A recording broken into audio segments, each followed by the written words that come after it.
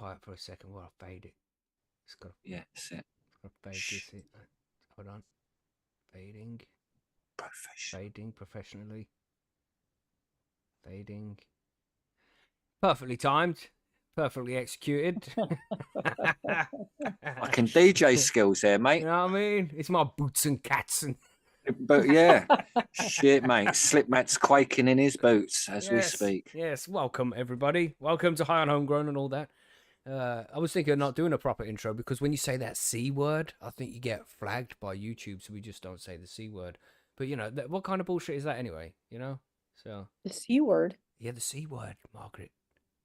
What, cunt or COVID? No, they're all fine. Oh, right. It's cannabis. You can't say cannabis. Shh. Can't say cannabis. Can you see weed? I don't know about that. I don't know. Think if you spell it, that's not a C word though, is it? You spell it with two threes, so it's W33D. No, you spell it with an O, don't you? You got O. You like the French, yes, like we with a D on the end. Oh, right, yeah, OUI, yeah, with a D. Right. Honestly, I'm so tired of social media with all that stuff. I just don't even bother. I'm like, whatever. I don't either. It's like, yeah, whatever. It's shadow ban me anyway. I don't give a fuck. It's the way I'm it is. probably shadow banned all the time. I'm just like, that's just the way it is. That's just the way it is. Yeah. Yep. Nothing you can do about it. No. It's too much of a big organization to fight against, and you just don't want to be unrealistic to your content. You know what I mean? It's cannabis content. It's kind of hard not to mention cannabis if you're doing a show. Yeah. So that's how we feel about it, everybody. How do you feel about it? Let us know in the comments down there. That's how we'd feel about it. Nice to see what you did there. Yes. Genius. My God. Extra points for Margaret there. We are in the presence of greatness right now. Don't forget it. Everyone bow down. Come on. We are not worthy. Let's do that proper intro then, because otherwise people, I don't know, they might get anxiety or something thinking, hold on, this isn't the same. Let's do that. yes, everybody, and welcome to High on Homegrown, the farm podcast from. You see how I blanked it out there, professional. Yeah, look, see that proper professional there. That was weird. It was weird. The cannabis podcast from Percy'sGrowroom.com. I am Macky from the UK, and joining us this week we have Margaret. Hello, everyone. This is Margaret, and I hail from Canada, and I'm also the host of another cannabis-related podcast called Bite Me, the show about edibles. No. There, I did it. How dare you say those blasphemous words? Oh my gosh. I know, it's sacrilege. We also have Billy Bonds. What's up, Billy? Yo, here from Cornwall, still the same as normal in the UK. Airstrip 1 again this week. It is a bit out there, so be careful what you say online. Yes, be careful what you say online. Indeed, man. It's like that. And it's not even hyperbole or anything. Not even joking. It is for real. We have to be careful about what we're saying on the internet. Madness. So don't criticise them wankers in Parliament, eh? That's right. Has it come to that? Oh, yeah. Yeah, basically. And we're not even joking, Margaret. This is the tragic thing. Not even joking. There's people in prison right now for things they said. Like, one person is in prison for shouting at a police dog. For what? Shouting at a police dog. And they went to jail? Yeah, locked up. I mean, I'm sure there's probably more to it. I hope that there is more to it than that, because if that's just the way it is, then that's absolutely shocking. But gosh, yeah. Yeah, it is. Things are bad. Airstrip 1, for sure. Yep. Because it's Cornwall as well. Again. Yeah. You say because it's Cornwall, like big up the farmers this week, going on strike, saying F you to the government too. That's right. We salute you. Yep. Yeah, man. Things are crazy. But anyway, that's beside the point, really. We're just going on random tangents before we even start. What we got to talk about this week? We've got some news coming out of the USA, as we usually do, because there's a lot of controversy going on in the USA right now. I don't know if you all noticed, you know, but there's Trump's put some picks in for the Senate who are anti-cannabis or something, and then he's put some people who are pro-cannabis for the Attorney General. So we'll be discussing that kind of stuff as we move into the later parts of the show there.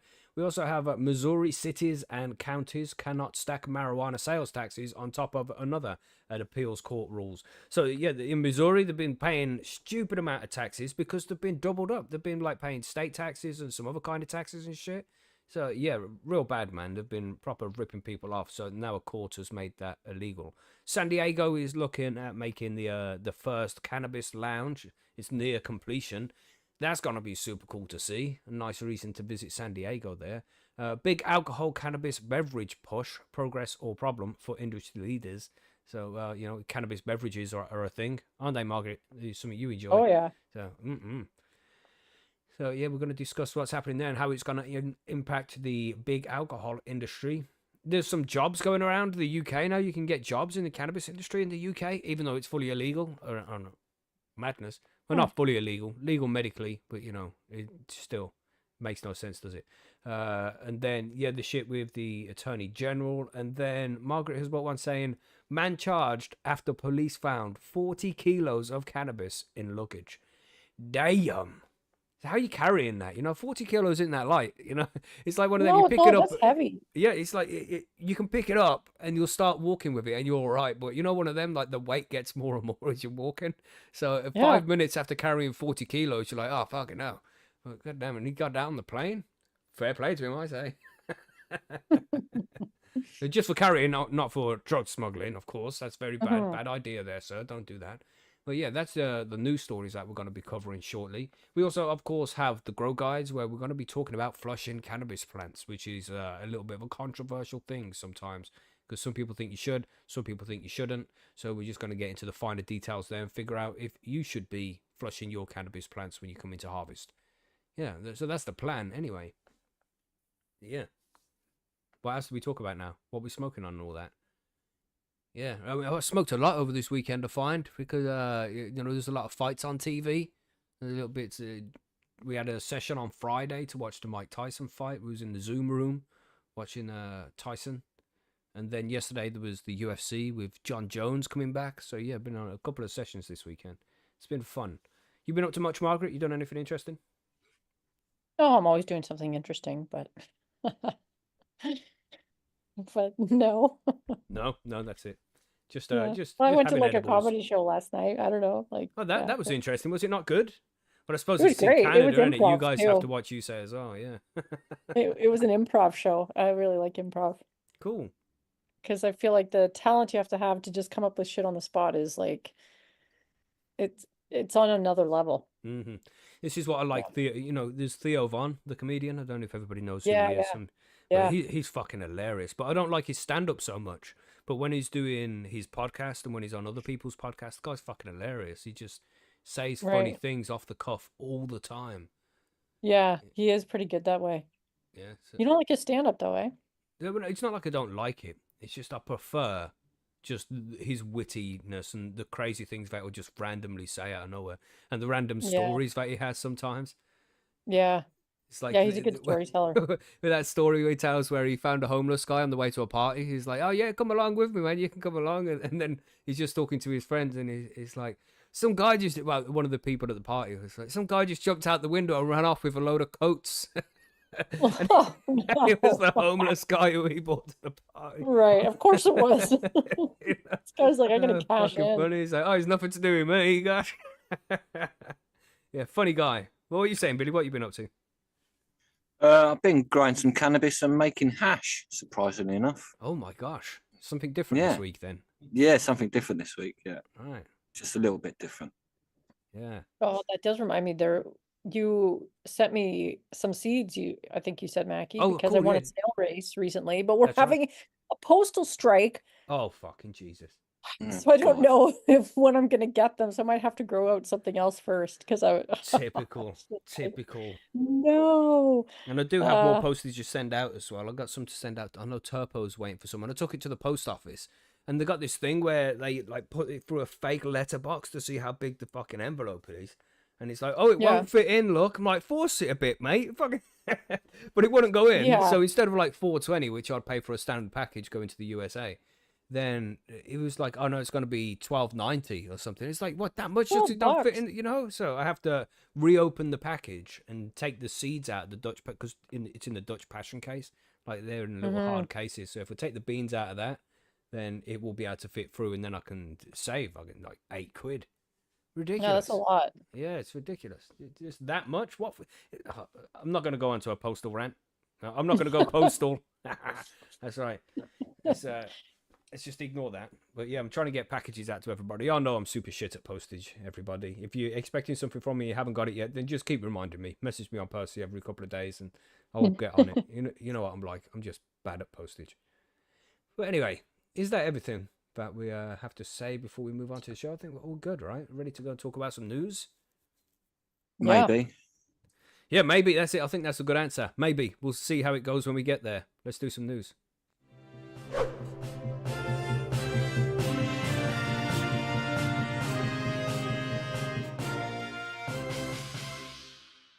In other news, I got a new pair of headphones this week. Yeah, some Dre Beats Studio 3, they're called. They're very nice. Very, a bit too flash for me, I think. You know, and it's an Apple products now as well. So, you know, it just feels a little bit, I don't know. Is it an Apple product? We have Beats are Apple products now. Oh. Yeah. Fancy. Yeah, no, it's not. I don't like Apple products. I'm against them. I'm not in that cult, you know? I'm in the cult, but I'm also like half out of the cult too. Yeah, like seeing that you can just get ordinary phones for the same price, well, for much cheaper, and they do pretty much the same thing. I don't know. That's the thing. I want to upgrade my phone, but I'm not that impressed with the new one. So I'm like, I'll just wait another year. Yeah, my daughter, look at the random tangents we're doing. But anyway, my daughter, she's got iPhone, and you know, I'm in the car, and she wanted to put some tunes on, and I don't have a fancy car, so I have to use the headphone jack. I'll put the headphone jack into my phone, and then I play music in the car. I'm like, oh, you want to put some tunes on? And she's like, yeah. And so I pass her the cable, and then she's looking around. She don't have a headphone jack on the fucking phone. It's like, what? Oh yeah, they took that out a long time ago. Why do they not have a headphone jack, man? That's just, I don't know. Stupid, isn't it? I noticed that. Yeah, I have an can't iPhone use my 11. speakers for that reason. iPhone 11. Gosh, what, you from 2010 or something? Gosh. It's a little newer than that, but there's no headphone jack on it. Yeah, why not? But anyway, apologies to anybody out there listening on iPhone. We love you too. But damn, no headphone jack. Gosh, we're not ready for that. There's still lots of things headphone jacks are used for. It's crazy too, because my laptop, which is newer than my phone, has a headphone jack. Figure that out. Yeah, this is one of the reasons why I don't like Apple. But anyway, I haven't done a bass test on the headphones yet. Somebody asked if I've done a bass test on them. It was Fire Top, Dre Beats. Damn, have you done a bass test? No, I haven't. I've just nice aeroplane. Yeah, and it's aeroplane taking off. Yep. But my other headphones are super cool as well because they've got noise cancelling and all this shit. But anyway, let's move on with the news because otherwise you're just gonna be chatting shit all day. Gosh. Yeah. Right. So where do we go shit in the news now? Let's talk about the Missouri. Missouri cities and counties cannot stack marijuana sales taxes on top of one another. Appeals court rules. Very cool. Nice. Look at all that American money. Cool. Today's ruling helps put $3 million back into the pockets of Missouri customers. Sorry, I said that wrong. Each month. Each month? Wow, that's substantial. You see that? A panel of Missouri appellate. That's going to be appellate, isn't it? Like Appalachian, maybe. Panel of Missouri appellate judges ruled Tuesday that the Constitution's plain, unambiguous language means cities and counties cannot stack cannabis sales taxes. The Missouri Court of Appeals Eastern District's decision reversed a lower court ruling in May that allowed both Florissant and St. Louis County to impose a 3% sales tax on cannabis products. That resulted in customers at the Florissant-based dispensary Robust Missouri 3 LLC paying a total sales tax of 20.988% of a 14.988% sales tax rate, plus the statewide 6% adult use marijuana tax. Damn, 20%. Like, yeah, pretty much 21% there. Madness, man. Yeah, you're right. That's a lot. Yeah, I mean, and why do that as well? Why break it down to 20.988? I mean, that's 21%. Just why? It's a couple of accuracy, Macky. Yeah. It's all about I suppose. Yeah, accuracy matters in sometimes. It's easier to hide the money when it's not precise. Damn. Wow, very true. Although very for true. once they're doing something that favors the consumer. Imagine that. It's good to see. You know, less taxes is always better. And they say it saves 3 million a month, but I don't know. Is it even going to save even more? Because people still go to the legacy market because of the ridiculous amount of tax they have to pay on their cannabis products, you know? So maybe more people will go to the legal market now to go to the actual dispensaries rather than legacy market. But we'll see about that. We'll see about that. The plain language of the Constitution is unambiguous, Judge John Torbitsky wrote in the unanimous opinion. Only one local government is authorized to impose an additional 3% sales tax. The constitutional amendment voters approved in 2022 legalizing recreational cannabis allowed local governments to impose additional sales tax on the products. The question before the three-judge panel was, what did voters intend by local government? The Constitution states that local government means, in the case of an incorporated area, a village, town, or city, and in the case of an unincorporated area and county. At a hearing in October, attorneys for St. Louis and St. Charles counties argued the word "and" is key in the definition. Gosh, you know. Oh wow. However, Robust argued voters intended for a county to be able to impose a sales tax only in unincorporated areas. The appellate judge agreed, saying an incorporated area like Florissant, the village, town, or city is the local government, not the county. I don't know what all that means. Yeah, it's getting a little convoluted. Yeah, but that's Like, the way is it it usually 'cause- goes, isn't it? With Is law. it because the municipal government or like the local village or town or city imposed a tax and then a county wanted to also impose a tax? I think Yeah, that's yes, what it it is. sounds Yeah, like. both Yeah. both want Okay. to impose a tax, basically. Right. One on top of the other. You I think there'd be tend to agree state with the taxes on judge top of that as well? Yeah, What's that? probably. Do you Yeah. think there'd be state taxes on top of that too? You know? Yeah, that's what they're saying. Probably. That local Yeah, isn't that what tax they were on saying top of earlier? state tax. Yeah. Wow. It's And they wonder double why people bubble. go to the legacy market there instead. Jesus. Yeah, you don't pay 20%, 20.988% Yeah. on your weed. According to Missouri Department of Revenue's October data, 90 of the state's 114 counties have enacted a 3% cannabis sales tax. Of those, 74 also include a municipality that has imposed the tax, meaning both city and county governments have been imposing a 3% tax at dispensaries. I wonder if they'll get like a tax rebate or something. You know, like, oh, sorry, here's your money back. Today's That usually ruling. does not happen. Yeah, probably not. Yeah, it's already been spent. Class action lawsuit.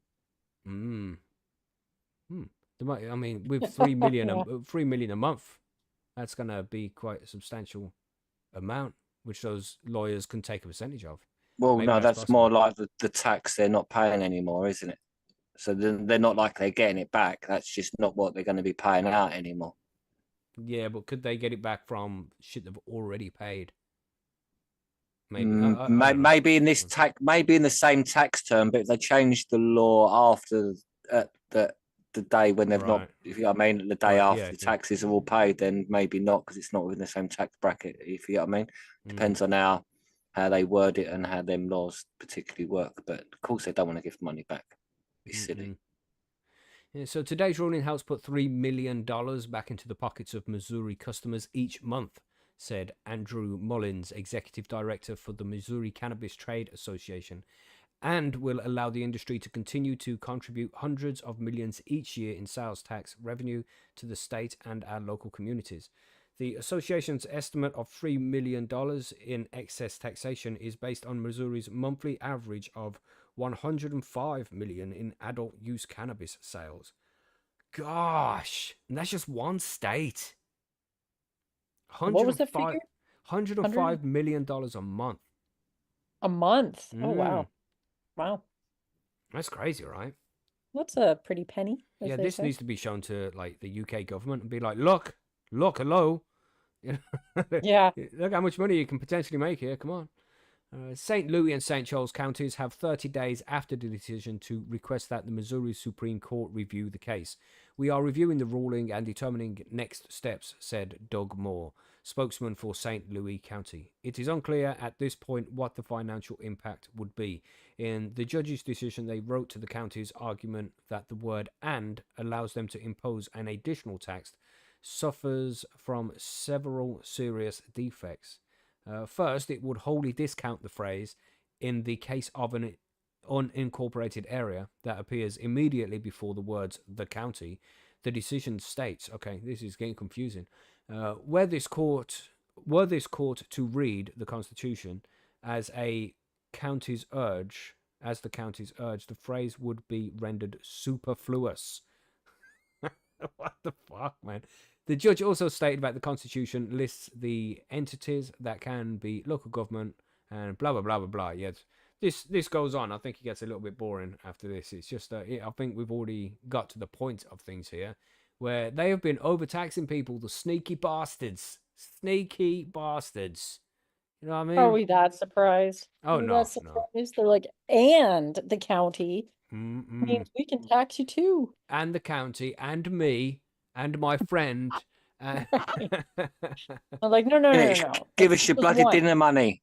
Yeah, that's what it is. It's a give us your dinner money. Turn him upside down and shake him. You know, and it's shocking. And I wonder, check his shoes, because this is just one state. This is Missouri, right? So I wonder what other states are doing the same thing. You know, how many other states are also double charging people too much tax on their cannabis sales? Because this can't be the only one. This is just the first one to be noticed. Maybe we're going to see more of this. And maybe I reckon there's got to be more, isn't there? Yeah. Do you think something like this could be happening in Canada too, Margaret? Oh, sure. Mm-hmm. I mean, I can't say for sure, but you always hear all the time that the fees and taxes that the LPs pay are really high. And then you pay sales tax when you go into the store and buy anything too. So there's a lot of tax on it. Because they call, I think what they call the sin tax. Right. It's probably applies here. So it's like smoking or like cigarettes or alcohol and stuff. It's in that same category. So it's like they feel like they can freely tax it because it's not a necessity, if you will, even though it is for a lot of people. A luxury item. Yeah, like alcohol, right? But except cannabis is quite a bit different than alcohol in 1,000 different ways. But I suppose it's a bigger luxury in a way, isn't it? Because it saves your life. Yeah, I would say so. The luxury of a life-saving item.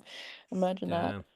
Damn. Yeah. Oh, that'd be like taxed at a high heaven. That would only the rich would be able to afford it then if it was down to that. Man, we used to have this luxury tax in the UK, and it was called VAT, and it was just for luxury items. But now the government over time has just put VAT on absolutely everything. All kinds of stuff. Everything. It becomes a bit of a cash grab, as if consumers don't pay enough money on stuff as it is. Madness, man. Madness. Yeah, but we're paying tax wonder why the legacy market still does well. Because somebody in the chat here said they go to a reserve near them. I know tons of people that go to a reserve near me here, and you don't pay tax on it. Wow. I know where I'd be going. Yeah. Damn. Ridiculous. Too many taxes, man. Too many taxes. Budsy Malone says all taxation is theft. I disagree with that. It's I think some taxation is needed to be able to have these certain government organizations that we might need to help, pay for administration fees and different things. Especially being in the UK here, we have the social healthcare system, the NHS. So some taxation is needed to cover that shit. Yeah, but that's a completely different topic altogether. But a good discussion to be had all the same. But I think we all collectively across the world are paying too many taxes and too much tax. There's loads of different types of tax, and we have to pay too much of it as well. But the most frustrating thing is you don't mind paying tax if it's being used correctly, but you just see it squandered all the time. And the governments just don't spend the money properly, and it gets wasted in so many different ways. But anyway, yeah, different topic. We have something to say about the alcohol industry here, please. That one yours? Big alcohol cannabis beverage push? What's this one? Yeah, basically, it's another obviously fucking story from a publication about Rolling Stone. Yeah, Yeah, mate. I've covered one from Rolling Stone before. No, normally they don't have great articles.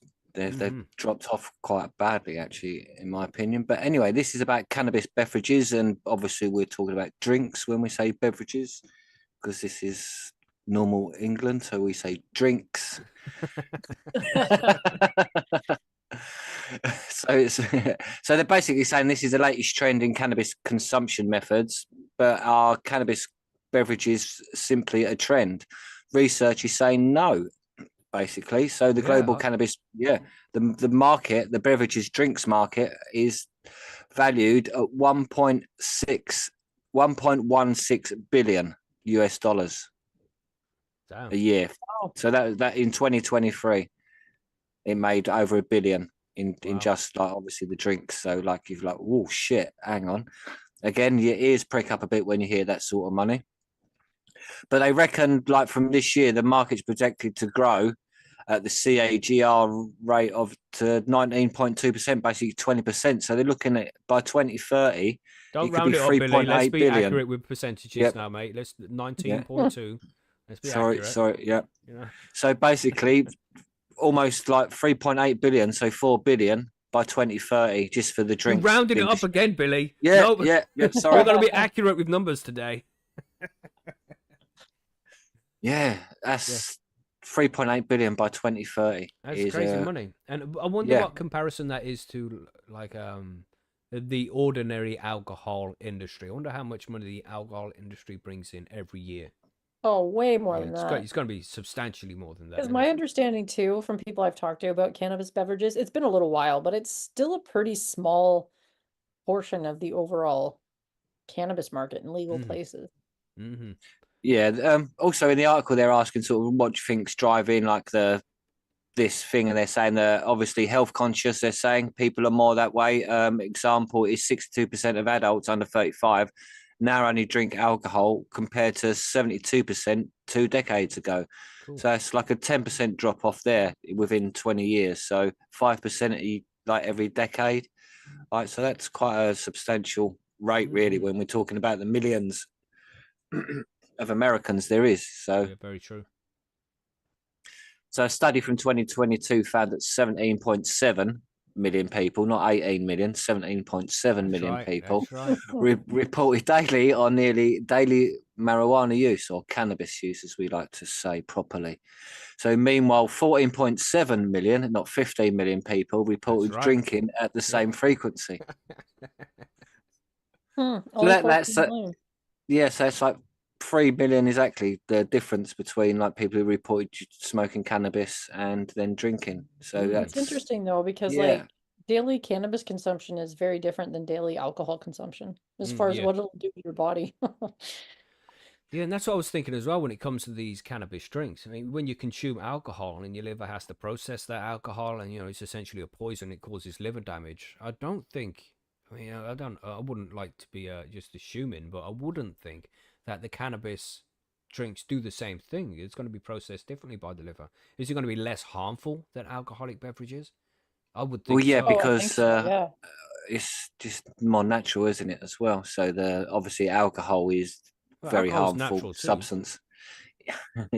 yeah. But it's very harmful in that manner. If you know what I mean, we synthesize it to make it's not natural alcohol as such. We sort of push it a bit to the extreme, if you know what I mean. Just because the weed drinks are like just like a nano emulsion of some kind. So you're just drinking weed, basically. Right. Yeah.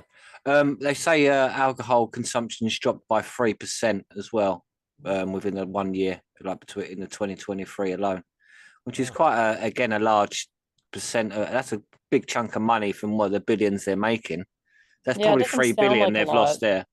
Yeah, like 3% doesn't sound like a lot, but if you look at the actual numbers, it's probably a ton. Yeah, but with the people, on top of people not sort of choosing their products for other reasons as well, with all the boycotts going on, I think alcohol's taken a big hit in a way. So it's not surprising that big alcohol is looking to actually step into this market for that actual reason. So the Boston Beer Company, which owns brands Samuel Adams Boston Lager, Twisted Tea, True, and a few other brands, has already entered the cannabis beverage market. In 2022, they introduced teapot cannabis-infused iced teas in Canada. That's That sounds like yeah, my shit. Fucking exactly. That's what I'm saying. Like, cannabis-infused iced tea. yeah, They're really good this is too. Macky's. Yeah, I was going to say that. Can Marge point Macky in that right direction because it sounds like right up his street. That's He's good. already rubbing his thighs at it. Yeah, There, as soon as I man. mentioned it, Fucking he's like, pinky whoa. up, motherfuckers. Yeah, Let's mate. go. Yeah. Yeah. When he says pinky up, I think he's on about his little finger. Oh no, I prefer the thumb. You know. He prefers a thumb up. He's saying Savage. confirmation. Savage. Gosh, Billy. Confirmation. Gosh. It's true. So, so basically, as cannabis like legalization becomes more widespread throughout the US, they expect it to become more of a big alcohol breakthrough. So they're looking that they're going to now break into the market more and more. Now, one of them has obviously they're showing the doorway that even more are going to be partnering up. So they reckon more people are partnering up brands as well. So it's going to be cannabis infused with particular branded stuff. So that's sort of, I suppose, maybe cannabis infused vodkas and shit like that, or whiskies. And this is probably or maybe whiskey made from, or vodka made from, wine made from all cannabis. If you, I mean, seems a direction. Yeah, man. Big alcohol are going, because obviously they don't want to lose profits. It's all about fucking money, isn't it? So they're like spotting a gap in the market. They've got the distribution, haven't they? So that's the main part of it. That's where you earn the most money. It's being able to distribute your products everywhere. It's not just making it; it's getting it out to all the people to then drink and consume it and buy it. You become a brand, and they've got that door wide open compared to all the new entries, isn't they? Really. Yeah, so man. So it looks like big alcohol are going to try and take, like big tobacco could possibly now try and step in on the market. And this goes on and on and on, but I'm not just going to go out and give them a big advert. So yeah, I think that's it's good news, yeah. It is good news in a way, because it opens up the door for normal little. Because how many alcohol producers now sort of like little people, if you know what I mean, in their sheds as such, not in they've got like all clean and stuff like that, but it's not like produced in the bath anymore. But you got a lot of like little businesses going on with the alcohol industry now. So I think it's a good thing that it opens up the legalization door, and then the money comes in, and then that changes then the laws. So then smaller businesses can then bank their money. So in overall, I think it'd be good, because it just bring it to the masses. Because really, if connoisseurs are look for the connoisseur stuff rather than the mass produced, so it won't really affect real people. You know what I mean? So big business is always going to get involved. You're never going to keep them out. So the sooner they get involved and push it, so us little people can get at least a bite of the chain. So because it legalizes it across the board, that's what we want. So it's all across the board. Yeah, man.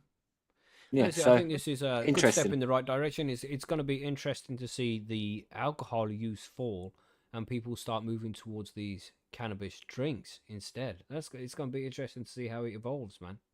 Would that then make cannabis lounges open up a bit more, so they can then serve these drinks? That would be amazing. Separately to alcohol, if you know what I mean. So one of the big problems with cannabis consumption is the smoking thing, and here in the UK and across most of Europe, and some parts of the USA as well, is the whole smoking ban. You can't smoke indoors. So yeah, that's the problem we have here too. Yeah, it's a like double entendre with the laws, isn't it? You can in some places, can't in others. So if drinks and edibles were an option instead, and especially drinks, because I assume they're gonna just come on quicker than an edible would. You would know, Margaret. They do. Yeah. Yeah, they usually come on within like 15 to 20 minutes, and then they don't last as long either. So they're pretty great in social situations, and I can see why people, especially if they're kind of new to cannabis, are interested in it as well. And I did hear that in Minnesota, where they recently legalized, I guess it's been a while now, but they're serving cannabis drinks in bars and stuff. Nice. Which I think is really cool, although apparently they don't have dispensaries yet. So, I mean, it's good. It's a step forward because it gets people off the alcohol, which people would be less aggressive as well. And but I would love to go to a bar and be able to buy a cannabis drink instead. Because I mean, with a little shot of special lemon, you know what I'm saying, with some of the old psilocybe in there as well. A little bit of that lemon drop, a little bit of the lemon drop in the top there too, please, governor. You know, lovely jubbly, yeah. That's fucking cool, man.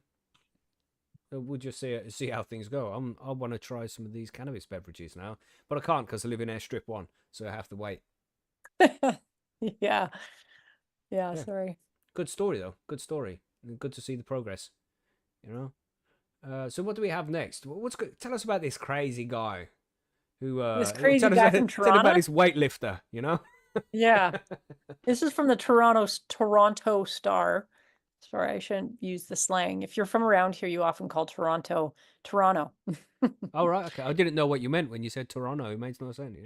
Yeah, yeah. Well, that's the Canadian slang, or I guess it's the Ontario slang, maybe, but Creative. Yeah. or just lazy language when you just Mm. sort of drop a lot of the letters. But anyway, a man accused of trying to smuggle $120,000 worth of cannabis on a flight from Toronto to the UK. They're always going to the UK. Yeah, because there's so many people who love cannabis here, but they can't get hold of it. And it's just if you can get it here, it's worth a lot of money. You know. Yeah. Well, if, Sorry, Billy. I was gonna say if he's flying in, then he obviously sees one big airstrip one, and obviously has to land. Like it's what it does. Anyway, I'm you curious to see how far this kid got, but Yeah, let's see. this person was a 21-year-old man, has been charged after he allegedly tried to fly from Toronto to London, UK with 40 kilograms of cannabis in his suitcase. The Royal Canadian Mounted Police, RCMP, seized the cannabis after a Canada Border Service agent found it during a luggage inspection. Surprise, Boo. surprise. The traveler was arrested and charged with export under the Cannabis Act. Investigators said the approximate street value of the cannabis seized was about 120,000. The Canada Border Services Agency seized almost 10,000 kilograms of cannabis products in the first half of 2024. Damn. Lisa James, the regional director of the Canada Border Services Agency in the GTA, which is the Greater Toronto Area, said although cannabis has been legalized and regulated in Canada, it remains illegal to bring it into or take it out of the country. James also added that border security officials are dedicated to stopping the illegitimate flow of cannabis into and out of Canada. That's got zero chill, but whatever. We are proud to continue working with the RCMP and other law enforcement partners supporting their efforts in criminal investigations and prosecutions. It doesn't really say anything more about this guy, except he got It's caught. crazy, isn't it? It's like Canada, mind your business, man. You know? Yeah, that's what I'm saying. This ain't got nothing Zero to do with you. chill. It's not illegal where you are. Let it go to the UK and let these fools Exactly. fucking deal with it. This is their problem, man. That Innit, guy in these- Canada should have been like, "Oh, that's a hefty amount of cannabis." He's like, "Where you going?" UK. He's All like, of these "Ooh, old good luck colonies to ya." causing shit. Yeah. These guys, Yeah. Commonwealth, man, it's supposed to be on our side. What the fuck? Exactly, yeah. God. Also, some misinformation there. It says that you're not allowed to take cannabis out of the country. It's like you have a license, you can fucking sell it because we're getting Canadian weed sold to us in England. You Nah. cunts. Like, Very Yeah, true. you just can't bring it over in your suitcase. yeah, well, you That's- can if you got a prescription license. Like, Right. I don't know if you can bring 40 kilograms though Yeah. with your prescription. Yeah, that might be slightly over your yearly consumption rate there. Could be. Right. It does say at the very end that the maximum prison sentence for cannabis importation in the UK is up to 14 years in prison. So it's probably good that the guy got caught on this side of the border. And on Very the other true. Yeah, shit. So I mean, I'm sure he's still in a whole bunch of hot water, but yeah. Wow. Just don't, Oh, so he got caught on the Canadian side trying to Yeah. take it out. Okay, so Yeah. he Yeah, if is you go well to the lucky UK then, isn't he? side, mate, he's getting through. They ain't checking in the UK. They ain't got them kind of resources nowadays, man. right. God damn. But is- I don't know. I don't know who wakes up one morning. It's just like, I'm taking a trip to the UK. You know what I should bring with me? 40 keys of cannabis in my You know what I mean? suitcase. I might need it, you know? How bad would you be sweating if your like luggage got selected for? Oh, yeah. You know, it's like, and you're thinking the whole time, should I run? I can't run carrying 40 kilos Yeah. of fucking cannabis. How you even Oh fitting my 40 God. kilos of cannabis into a suitcase how big is that suitcase, man? Well, you're definitely checking it. That's for sure. You have to check that luggage. It's Damn. not hand luggage only, is it? That's fucking sure. Yeah. Damn. Oh my God. That's crazy So don't shit. do that, people. It is crazy. Yes, don't do that, everybody. It's It's scary. I would hate to think about how fucking scary that would be. You know, I get scared going through the airport anyway. No one got nothing on me. Like, oh, did I accidentally pack some mushrooms into my suitcase unknowingly? You know, I know I didn't, but you know that thought's always there. You know. Oh, I know. Just like it's just the nature of the thing. They're there to Mhm. make you feel like scrutinized, Mm-mm. even though you've Remember done that one nothing. guy? I think he went to Saudi Arabia or something, one of those kind of countries, and he had a crumb. He was a teacher. He had like a crumb of cannabis in his shoe. So like he trod on some cannabis, and it was in the creases Like of on the his sole of his shoes. Yeah, on shoe? the sole of his shoe, and they found him with that, and they sent him to prison for it. Remember that one? Really? No, I don't remember that. That It's fucking diabolical, isn't it? It's A crumb in tyranny. in the Oh sole of man, his shoe. I have to give it a quick goog now. I don't like googling things during the show, but I don't want to also say that. Oh, the Man Quick fact check. Come in on, prison keep the professionality. because Right. of cannabis on shoe. Should be able to find. Here we something. go, Dubai live jails search. British man with a bit of marijuana on shoe. This is 9th of February 2008. Everybody, so it's a while ago. Have a quick look at that. Scott Simon notes the plight of a British citizen who has been sentenced to 4 years in prison in Dubai for having a microscopic amount of cannabis on the bottom of his shoe. See that? Microscopic amount. Fucking stupid, man. Damn. That's awful. So fact check came up true, you know. I wonder how many other fact checks which have just said random things, and I don't know if that's true, and it is actually true because I do say some wild things sometimes. I do have to admit, but yeah, things can be crazy out there, man. Try not to smuggle any drugs anywhere illegally. You don't want to get yourself in any trouble, and stress is very bad for you, so try and avoid that. God damn. Yeah, What and do if we they're have taking all next? your cannabis off you, you're going to be too stressed to like Oh no, fucking that's a do piss anything, take. innit? Yeah, and it just ruins a vacation. Oh, it does for sure. I went to I went to climb Ben Nevis before in the UK. It's like the tallest point up in Scotland, and we drove for 8 hours and 15 minutes. And in the last 15 minutes of the journey, we got pulled over. I think I told this story before on the show. And the couple come up to the window. I wasn't driving. Friend was driving. There was 3 of us in the car. We all had half ounce of cannabis on us because we were going to Ben Nevis to camp and then go climb the mountain the next day, come back down, camp again, go home. So we needed plenty of weed. Because we wanted to be the highest motherfuckers in the UK, you know, smoke a spliff on top of Ben Nevis. You know, it makes sense, right? We were young and stupid. Anyway, he got pulled over. A couple came to the door, says, "I'll just wait there for a second," goes back to his car, and then his other police officer friend gets out the car. He's big, he must have been like 6'5", got blonde hair, big, beefy guy. He was South African. We didn't know that until he came up to the car, and he said in like a thick South African accent, he was like, "You got anything to say, lads? Because this car reeks of the ganj." Like, yeah, and they took all our weed from us, man. Like a half ounce off each of us, gone, taken. And so then we didn't climb the fucking mountain because we wanted to be the highest people in the UK. And obviously, without cannabis, we weren't going to be, were we? So, yeah. Them coppers got that accolade instead, mate. I bet they were sitting on Nevis giving some. Yeah, that was pissed off at me because I was young and gobby back then. I still am a little bit now, just less young. And I was like, "What are you doing, man? I thought this was called the Highlands. What's wrong with you?" Is that what you said? Yeah. But you know, my friend thought he was going to get arrested because of my gobbiness, so I eventually just got quiet, didn't say much more.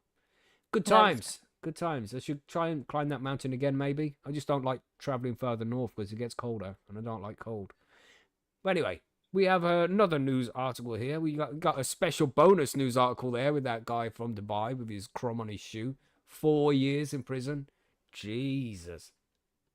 Anyway, San Diego has got the county's first cannabis lounge nears completion. That's what it says.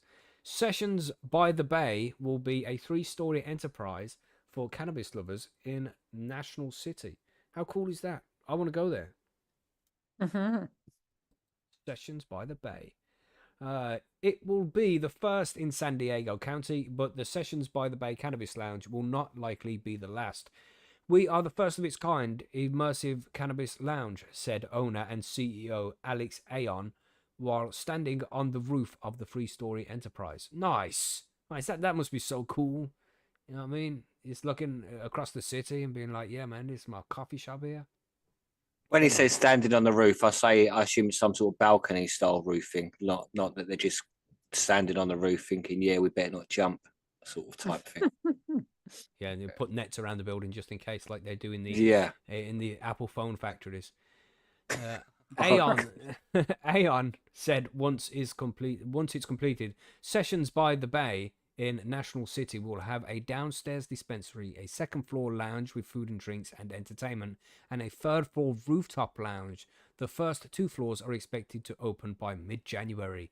Nice. And yeah, don't want to rush with the third floor on the roof there, because nobody's going out there in January, are they? You know, it's going to be cold Well, as it's San fuck. Diego, isn't it nice there all the time? Is it really? Oh, but I suppose San Diego, California. California. Yeah. Yeah. I'm Damn. sure I think they probably have pretty decent weather all the time.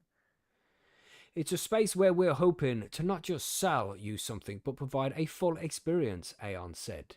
Sessions by the Bay, obviously this is the name of the place, will be the first place in San Diego County where you can buy and consume cannabis products in a restaurant setting. Aon said the new state law and local support paved the way for customers to eat edibles, drink infused beverages, and smoke products on site. They recently developed a lot of regulations specifically for lounge environments, he explained. A newcomer might picture one of Amsterdam's cannabis cafes, also known as coffee shops. Aon said he's thinking bigger. Oh, wow. Yeah, okay. Like a pre-DME is a pretty good one. Quick shout out there to Bayer Grows, who says that he's a new subscriber. What's up, man? Thanks for subscribing. Thanks for joining us. Anyway. And I think he said he's a new grower too, so oh, cool. you're in good Yeah. company. Extra shout out. Nice. Yeah. Good luck with the grow. Remember to sign up over at percysgrowroom.com if you haven't done that. You know, we'll be able to look after you over there. If you have any questions, we'll be able to point you in the right direction and increase your chances of getting a good grow started. And he's just started a new grow channel. Don't mention that one. A bit sneaky now, mate. Gosh. Yeah, certainly they pioneered the concept, but we're taking it to a new level. He's referring to the Amsterdam coffee shops there. There are already several lounges operating in California. Sessions by the Bay will be San Diego's county's first. It shares a parking lot with the Marina Gateway Hotel and Kimball Restaurant right off Interstate 5 in National City. So it all sounds good and quite precise there. You know, so if you are around San Diego and you want to go check this place out, then get out there, man, and maybe take some videos, you know, record it, upload it online, let us see it. And if you meet the guy, if you meet Aon, say, yo, we know this podcast called High on Homegrown. You should go in there and tell them all about your coffee shop, because we'll be happy to have him on the show and find out some information from the horse's mouth. That would be very cool. I might even try and send this guy an email when I'm editing this and I can remind myself. Nice, but congratulations, San Diego. Very cool. And he mentioned there as well how California has got a few up and running already, because it's a new thing, these consumption lounges. So, yeah, I'm surprised they're so new for California too. Like I know they've had some there before in other areas, but I still find it surprising they're just crazy, getting isn't it? the consumption thing now, because they've had legalization there for what feels like forever. It's like 14 years or something, maybe even longer. Has it been that long? Yeah, I don't know. It's been ages, right? Like 2010, Yeah. maybe 2012. I'm not too sure, but it's been a long time, and it's shocking to hear that there's still. Well, until recently, there were no consumption lounges across the whole lot of the USA. You could go and buy cannabis in certain dispensaries, but nowhere to sit and enjoy it. That's crazy, man. That's crazy. Well, it's still like that here in Canada. That's madness, man. So you don't have any consumption lounges anyway? Are you starting to get them now, or is it still no? No. Wow. I mean, like there's still sort of underground stuff that happens here and there, but yeah, there's no legal consumption lounges. Madness. Such a gap in the market that they're just missing out on. They need to get on that Oh shit. God, they keep talking about how great it would be for like tourism. Because we have federal legalization, you can smoke like in any province, so they're missing out. Yeah, man. Get on it. Yeah. Right, so we have one more news article that we'll get to here. Billy, this is your one. You want to cover this one here? There's a lot to cover here as well, so yeah, brace yourselves. Yeah, I was just smoking there. So this is a marijuana moment thing released the 13th of November, which is just a few days ago. So basically they're talking about the Congressman Matt Gaetz, who's been put forward for the US Attorney General. So because obviously they have quite a lot of power. And what they're saying is that the choice serves that as a strange selection because he'd be one of the only GOP members of Congress who actively supports and voted for cannabis legalization. Not just that, right? into I checked this out a the little bit nation's top further. law enforcement position. So I went out and had a little closer look at who Matt Gaetz is and all this shit. And there's a video of him, and I think he's talking to Congress. I'm not too sure, but he refers to marijuana as it is usually called by politicians and people in the USA. But he calls it cannabis. He doesn't use the word marijuana because, you know, you shouldn't use it. It's an inaccurate word based on racism. So for him to just use the word cannabis instead, I feel like people who use the word cannabis instead of marijuana do know a little bit more about cannabis itself. You know, they're a little bit more aware of the history of it and shit. So, crazy. Yeah, sorry, buddy. You want to carry on? So yeah, this sort of just points out that his choice of Gaetz stands out as one of the most positive signals that a state-level cannabis marketplace won't be impeded under his administration, which is obviously important, right? So it also bodes well for the ongoing Biden administration rescheduling effort that Trump has endorsed as well. So sort of it's like everyone's getting on board, sort of, it seems, a bit more now. So that's assuming, however, that he's confirmed to be like his position. So what they're saying, he was one of 3 House representatives to approve a Democratic-led bill, federal to legalize cannabis. So the MORE Act in 2022. He supported it also a prior version as well, despite his concerns with the equity-focused provisions. Again, so which still he was like a bit, well, it's more focused on the money rather than like the people as such. So again, it's another positive step in that thing. The congressman also said last year that he's concerned that if the federal government doesn't go further than simply moving cannabis to a low drug schedule, large pharmaceutical companies might be able to overtake the cannabis industry, which again, if you pair him up with RFK, what he wants to do, take on the pharmaceutical sort of like dominance within the health industry, again, they may put together and say, like, think the federal legalization of cannabis may become part of their top recommendations. Sort of like, especially the adult use cannabis in Florida, because the bills seem to be, the ballots failed this month in August. He said that the reforms should be enacted statutorily so that there's more flexibility for the legislature to adjust the law in the future. Which again is a positive moment, saying like basically sort it all out at the top level, so then the states can then make a decision. Don't just make it about finances as well, sort of thing. So regardless of some issues, someone feels that the abortion of cannabis, I don't believe that these issues should be resolved in the state constitution. He said the congressman pointed out that a limited medical cannabis bill, which he sponsored during his time as Florida legislator, has lots of flaws that required fixes that would have been more difficult to address if the policy change had been written into the state constitution. So he's also the Gaetz joined Florida Governor DeSantis and Roy Morgan in 2019 to advocate for expanding the medical cannabis bills.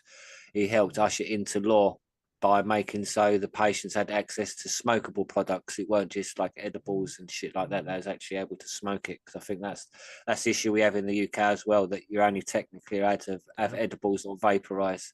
Yeah. So you see here on the screen, if you're looking, everybody, if you're watching us live, it says, Matt Gaetz retweeted Marijuana Moment there, saying delist cannabis. So that's unusual to see. You know, a Republican candidate, a Republican Party member retweeting something from Marijuana Moment. Yeah, which is, I suppose, maybe why they've done this article, because they've followed him a bit more. Obviously, if someone's going to retweet you, then you're going to follow him a bit more, because it's a big thing. So hope maybe like people like Marijuana Moment can pair up with like Last Prisoner Project and Normal and all that and get this pushed through a bit more. So it's it does go on a lot, this. So Trump's choice for Gaetz for the role stands in stark contrast to his first attorney Gaetz, during right? His name Gaetz, Matt Gaetz, yeah. Gaetz. Yeah, well, pronunciation of names is what we do great on this. That's place, right. Isn't it? Let's call him Gaetz from now on. Let's do it. Yeah, Gaetz. So, Attorney General during his prior administration, Jeff Sessions, who faced widespread his criticism for rescinding Obama's era guidance on the federal cannabis enforcement. So, yet again, it's slight positive steps each time we see cannabis being looked at in the United States, with the beverages being changed, the cannabis lounges, and maybe now someone who's already changed cannabis laws maybe now do it again for other reasons, if you know what I mean. So we'll see. We'll see. we'll see. I'm Yeah, I'm still always skeptical. Yeah, you have to be. But obviously we do the news here. So as far as I'm concerned, the news we've had over the past 6 months, we've had far more positive steps, especially in America recently, even though obviously their recent voting has turnout was quite poor on the cannabis side of things, really, for voting it in. But even still, I think generally their laws and that are changing a lot better because, as you say, their consumption lounge is opening up for the first time. They're able to sell beverages there as well as smokable products, and that. So it's again going to make a big difference. So hopefully, just someone who's already changed laws in place may change laws again. So that's the only hope we can keep. If not, then obviously we'd just carry on as fucking normal and grow your own. As long as they don't go farm backwards. mafia. Yeah. Yeah, but damn, seems promising. Yeah. But man, I'm still skeptical. I don't think anybody's going to do it for a while yet. But what can I just don't necessarily see it as being a huge priority for them right away. Yeah, I think so as well. You know, it's not going to be one of these things that they push in the first 100 days, is it? Yeah. I would say just because of they want to free up a lot of money as well. So imagine if they freed all the cannabis prisoners and all that as well. The last prisoner product saying, pointing out how much money and people they would free straight away.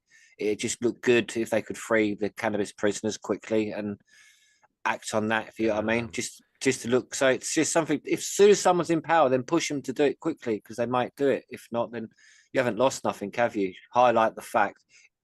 So that's all you got to do. Imagine if they did it. Imagine Republicans getting to power like they are now. In the first 100 days, like, yeah, okay, federally legalize cannabis and release all the prisoners. Get that done. That would be fucking crazy. That I would like. And I already quite firmly believe that we live in a simulation. But if that happened, yeah, I'm sold. We live in a simulation if that shit happens. Think we live in a simulation? What? Oh, we haven't. Margaret, you coming out for an interview in a couple of weeks? We'll discuss all that then. You know, we could talk aliens. Yeah, you we can could talk aliens. Speaking about aliens, man, theory. there's been some crazy shit going on. They've been talking about. That's what I mean. Like there actually are aliens here on Earth, and they're living under the sea. Man, that's what I've been seeing. I'm like, I don't know. There's all sorts of shit like that going on. We actually have recovered bodies and everything. They're saying it's all true. Like we have biologicals. So what do you mean biologicals? It's like... Yeah. What does that mean exactly? And why can't we see pictures? When they say biological, they found someone's turd, like alien shit. Oh, is that what they mean? I don't know. That's a biological though, isn't it? Well, yeah, but that's not exciting. Yeah, exactly. That's what I'm saying. They said, yeah, but that's what I'm saying. They've got a biological. So is it an actual being or a being shit? Like, is and I don't want to think about alien shitting either. Yeah. Well, it could be. It might have flicked its jizz at them in a cage like monkeys do. It's like, what have they got? Gosh. That's what I want to know. But I hope it's something better than just waste product from an alien being. Exactly. So how the fuck did we end up here? That's the question. Well, you started it with your simulation about bullshit. The US government. Yeah, true. Okay, yeah, anything's possible. Then when we talk about US government, for sure.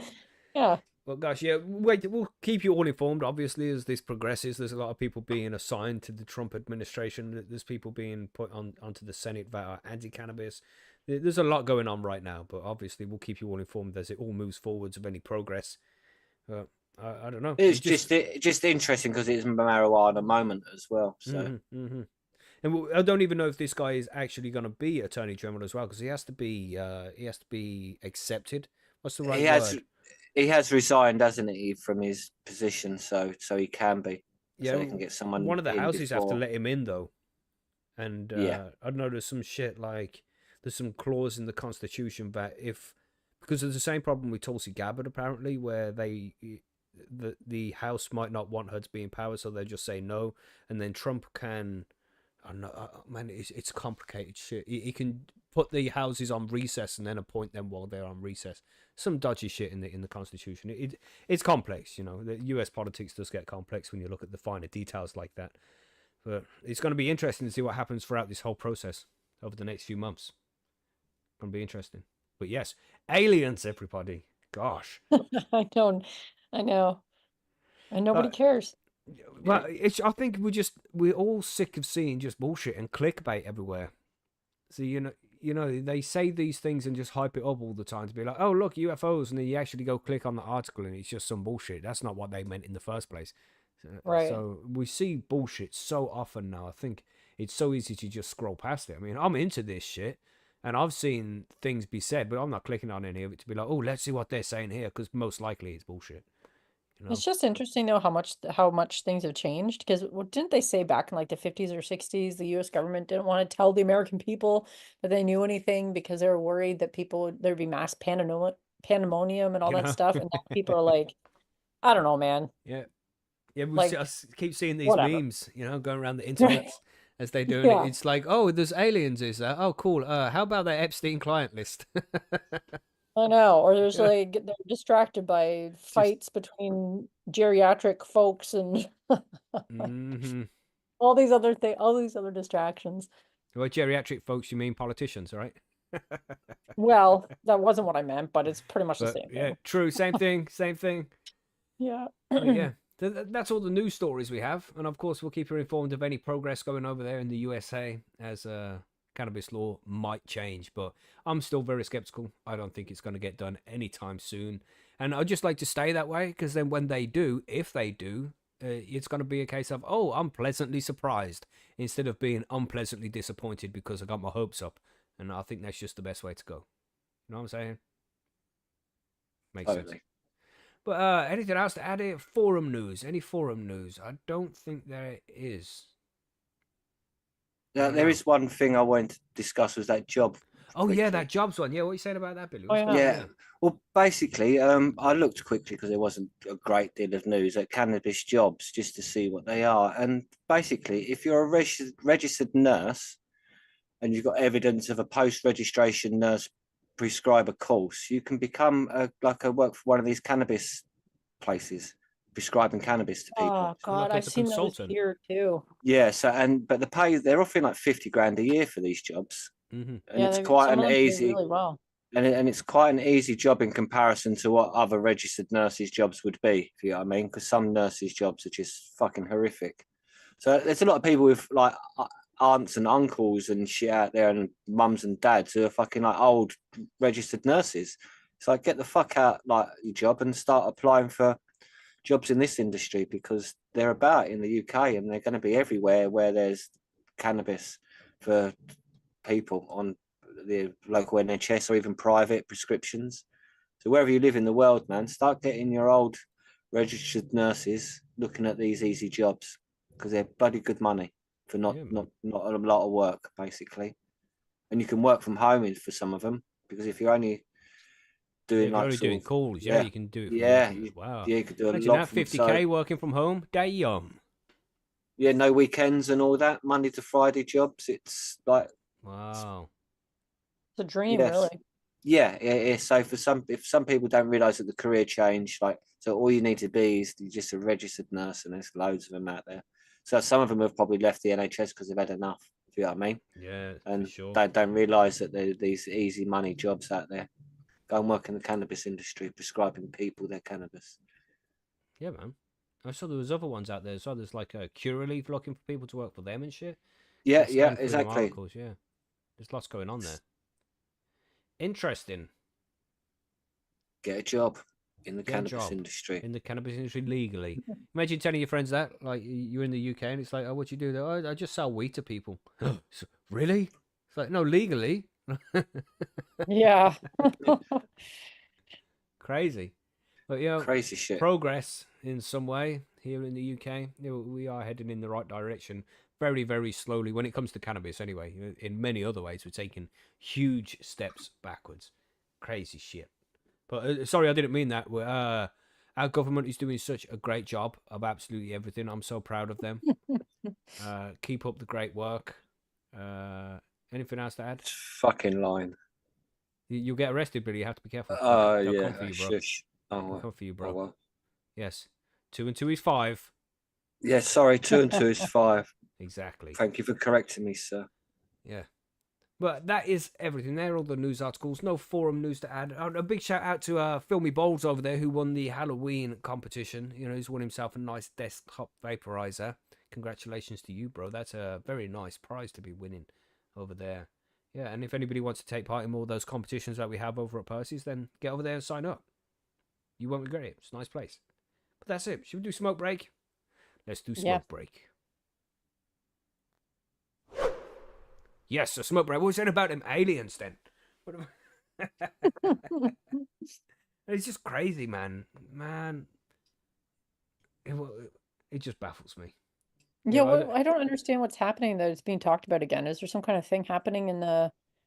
I don't know. Yeah, about an orb-shaped thing coming flying through the sea. They've got meant to have proper footage of it. Through the sea? Yeah, so it comes out of the sea, flies at fast speeds, and all that. So that's what they're saying. They're living in the sea or something. Yeah, the Atlanteans, as if what it is. It doesn't matter if in the air or in the water, they just move the same kind of way. Like the technology is very advanced. But damn. Weird. Yeah, I mean, I should really do more research into it. But yeah, it's usually just bullshit, isn't it? Yeah. Well, I mean, it's hard to know. I have dreams about alien attacks, so why not? Were they good dreams? Did we win? Yeah, it's a really good light show. I don't know. I'm only halfway through it, mate. It's brutal. Right. You get back on it later. Yeah.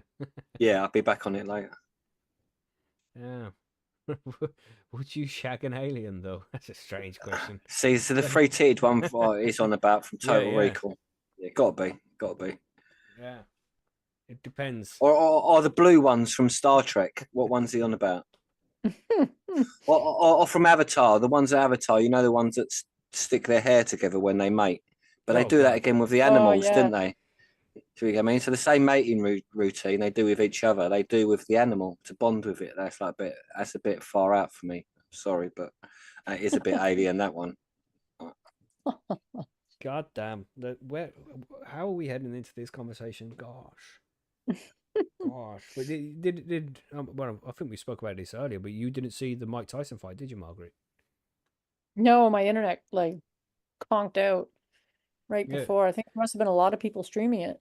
Yeah, we had Savans in the chat because we had a special watch party where we just sat there and not watched it. Everybody was watching it separately because we couldn't stream it through Zoom because Netflix doesn't allow you to. But his internet kept cutting out and he couldn't watch the fight as it was happening, which is a shame. Yeah, that's what was happening to me. It was pretty good for most of the stream until I got to the women fighting right before, and I missed the end of that fight, which is too bad because that fight was good. And then I just heard that the Mike Tyson fight was exactly what it sounds like, a young guy fighting an old man. Sad. See Mike Tyson. Is this what the world has come to? Is this what we find entertaining? Bread and circuses, Margaret. Bread and circuses. What's that? Yep. Bread and circuses, you know, to keep the population distracted. Keep us happy. Yeah. Bread and circuses, man. Someone in chat reckons that the purple one from Andromeda, Green Grow reckons. That's a bit far to come, though, isn't it? Yeah, so I thought. It's a bit of a hike. Yeah. Mackie, have you sent my seeds that I won a few weeks ago? If you haven't received them yet, then probably not.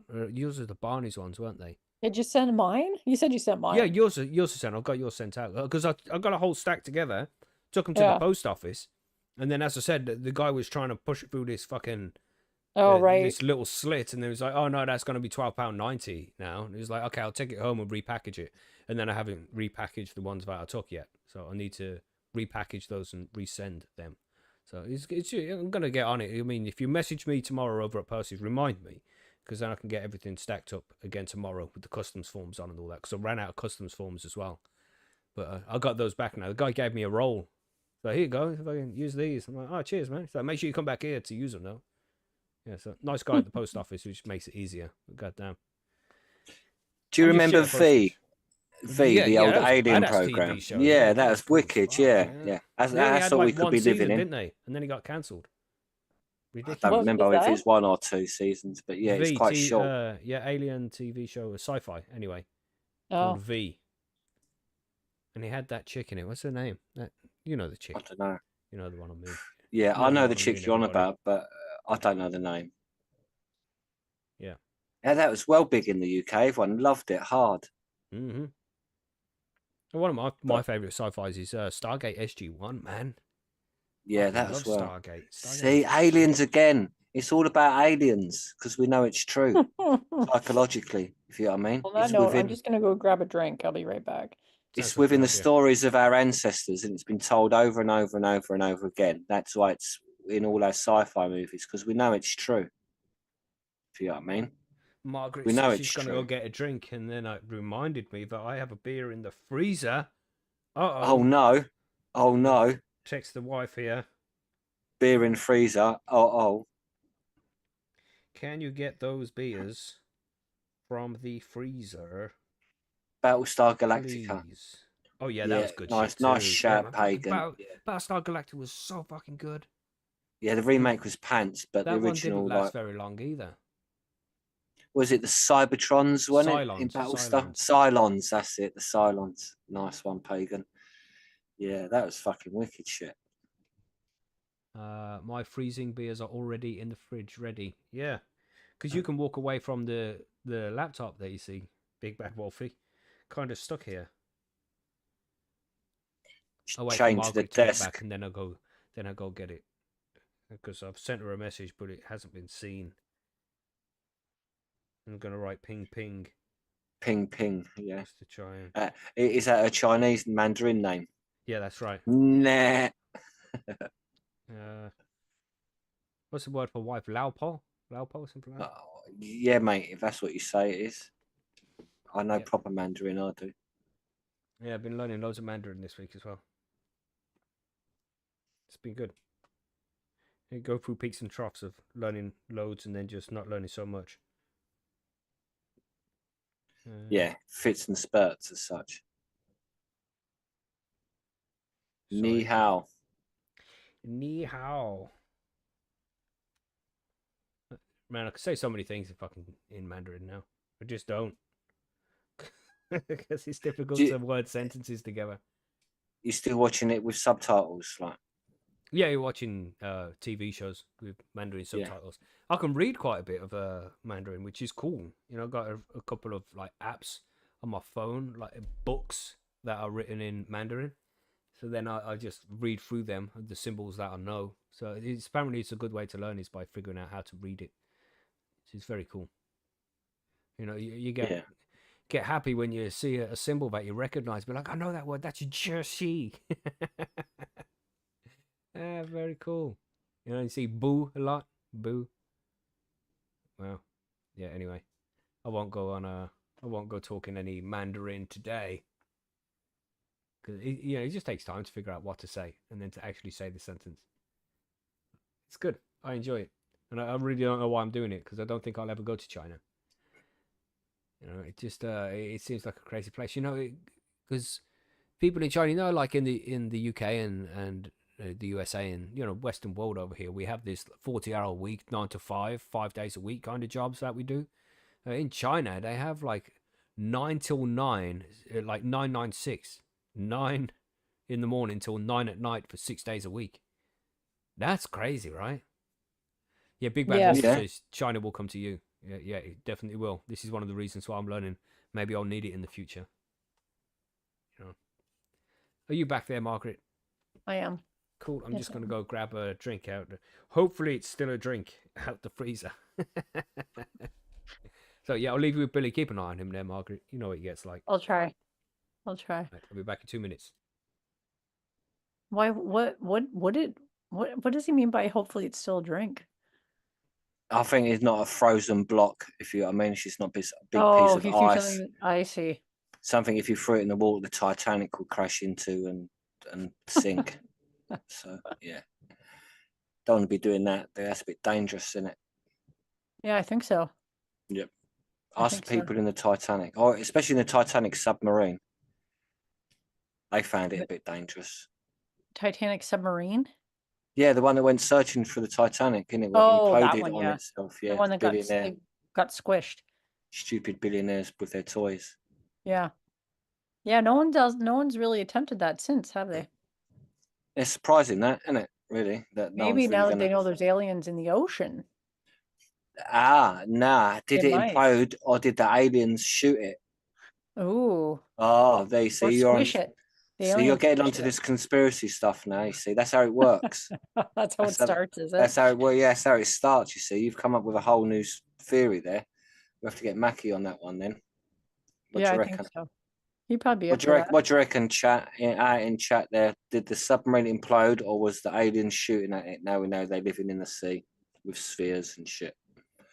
Come on, get your tin foil hats on. We Put your need a socks down poll. for a minute. Yeah, we need a poll. We need a Macky poll. Not that sort of poll, just a standard voting one.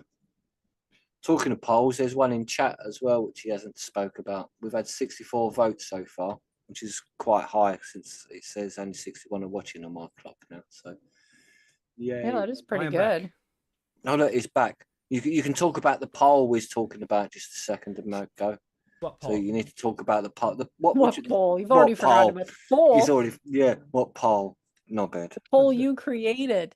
The creation of your own mind. In the YouTube chat? Yeah. Yeah, well, One- where else are we going to do a poll? I don't know. Under the keep sea up, with the keep up. aliens, mate. Yeah. That's right. Yeah, 1 like equals 1 bunk hit. Did you hit that shit? I'm sure it's That's it. 100% yes, right? Well, it's actually No, 82% 82. yes. What? Actually, it just went 82%. down to, I No. think somebody else just voted no, maybe. I'm not I sure. see. They might have thought, like, when they read it, they might have thought, no, I've not hit that shit yet, and clicked no, and then hit that shit because you reminded them to hit that shit. You see? There's I see. 18% of the respondents are just trying to troll Macky. Yeah, probably. That's how it goes. Yeah, But I don't there's mind. always It's one all good troll. banter. It's always good banter. We have some good times. Is there anything else to add here instead of Yeah, going on random tangents? Margaret brought up a random tangent that the submarine at the billionaire. Do you know that it imploded? Yes. Yeah, well, she reckons now aliens might have shot at it instead of it imploding. Oh. Oh, yeah, exactly. That's what I mean. It suddenly What all do we makes say about sense. that? Exactly. What we're going to do now? Oh, no, I'd say that's a declaration of war. Yeah, I know what. I'm not getting in my submarine. That's for sure. That's... Yeah, if it's an underwater war, we might be fucked. Yeah. I'm just gonna say. I'd wear your snorkels when you get in the bath next time, or in the shower, just in case. Just to They prepare. attack. Yeah, well, they might attack through the water, so you don't know how small they are. Can you imagine if you could get attacked by having a shower or like Or washing your in the hands? toilet. While you're in Or, the toilet having a use a ploop. bidet. Yeah, in a God. bidet, using a bidet. That's it. Death by a bidet. You're on the toilet, God, you know, Marge. Poseidon's kiss, you know? Yeah. Oh, See, Oh my they get the God. rich first, though, wouldn't it? Because they're the ones with the bidets at home. Like, how many Right. people have a bidet really in the UK? Not many. Like, No, but not many. but like, But- didn't that Tushy brand make them so that they're like cheap now? Anybody can own a bidet. yeah. But the English use their to wash their feet in, though. Wow. Do they? Yeah, Yeah, it's a this foot is- bath when you're on holiday. Get all the sand off. I feel like you are putting me on a little bit, and I don't believe this clickbait that you're. this verbal clickbait. Verbal clickbait. Yeah. Damn. Yeah. Yeah, interesting. That's your homework this week, everybody. Go out There's there your and do some homework. I have always investigations. heard that they think that octopus could be aliens because they're so smart. Yeah, because they're really intelligent. But you know, I wouldn't live under the sea if I was an intelligent creature. Yeah, but I think. but they would know if you live under the sea, like no one's gonna fuck around with you, really. I mean, You yeah, think we've how dumped a quick lot they of can pollution into the camouflage? water. Yeah, That's why they're It's alien, fucking mate. crazy, it's brilliant. man. It's Mm-mm. so crazy. They're a Yeah. bit like Daleks in a way, but they're with their machinery.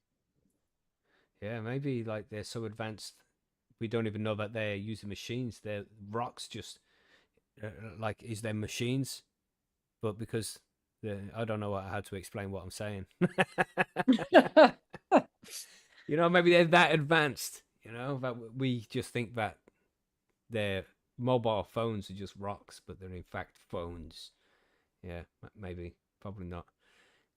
Anyway, I'm just reading chat. Yeah, fucking octopi. I don't know what the plural is. Yeah, I'm not sure fucking. either. That's a crazy species, man. They They seem are so really fucking crazy. smart. Yeah. Have you Yeah. have you seen that movie, My Octopus Teacher? No. I've seen something similar.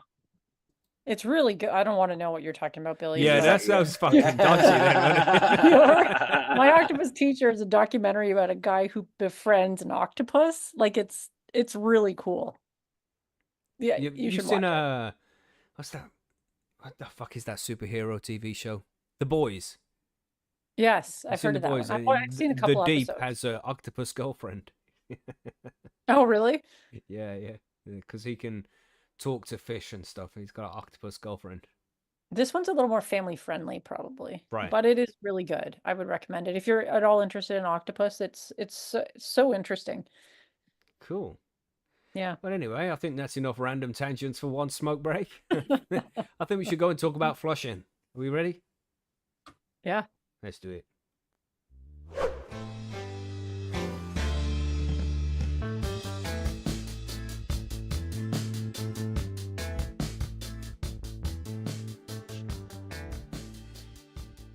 Episode 20. That's a milestone upon itself, isn't it? So, if you are growing along with the whole guide, you know, and you've started at the beginning, making your way through, you're going to be, if you're growing a indica dominant plant, flowering might be coming to an end soon in the next few weeks. So, we're going to start preparing for that, getting you all the knowledge you need to get to a nice, healthy plant at the end of flowering, and you can hopefully finish off the grow with a nice harvest. So we're going to talk about flushing. Now, flushing is a little bit of a controversial one because some people say, yes, you definitely have to. Some people say, no, you definitely don't. And it's a little bit in the middle, really, like most of this stuff is. So we're going to discuss what flushing is, how to do it, why you should do it, and just all sorts of things like that. So you will know when to flush and how to do it and all that stuff, and if it's applicable to you and your grow. So that's the mission today. So what is flushing? Does anyone want to explain what flushing is? Margaret, you want to talk about what flushing is? I would love to. Flushing involves feeding your plants only plain pH balanced water for a specific period before your harvest. And the point is to remove excess nutrients and salts or whatever chemicals are in the soil or medium that you're using. And it's going to improve the flavor, aroma, and smoothness of the final product. Allegedly. Allegedly.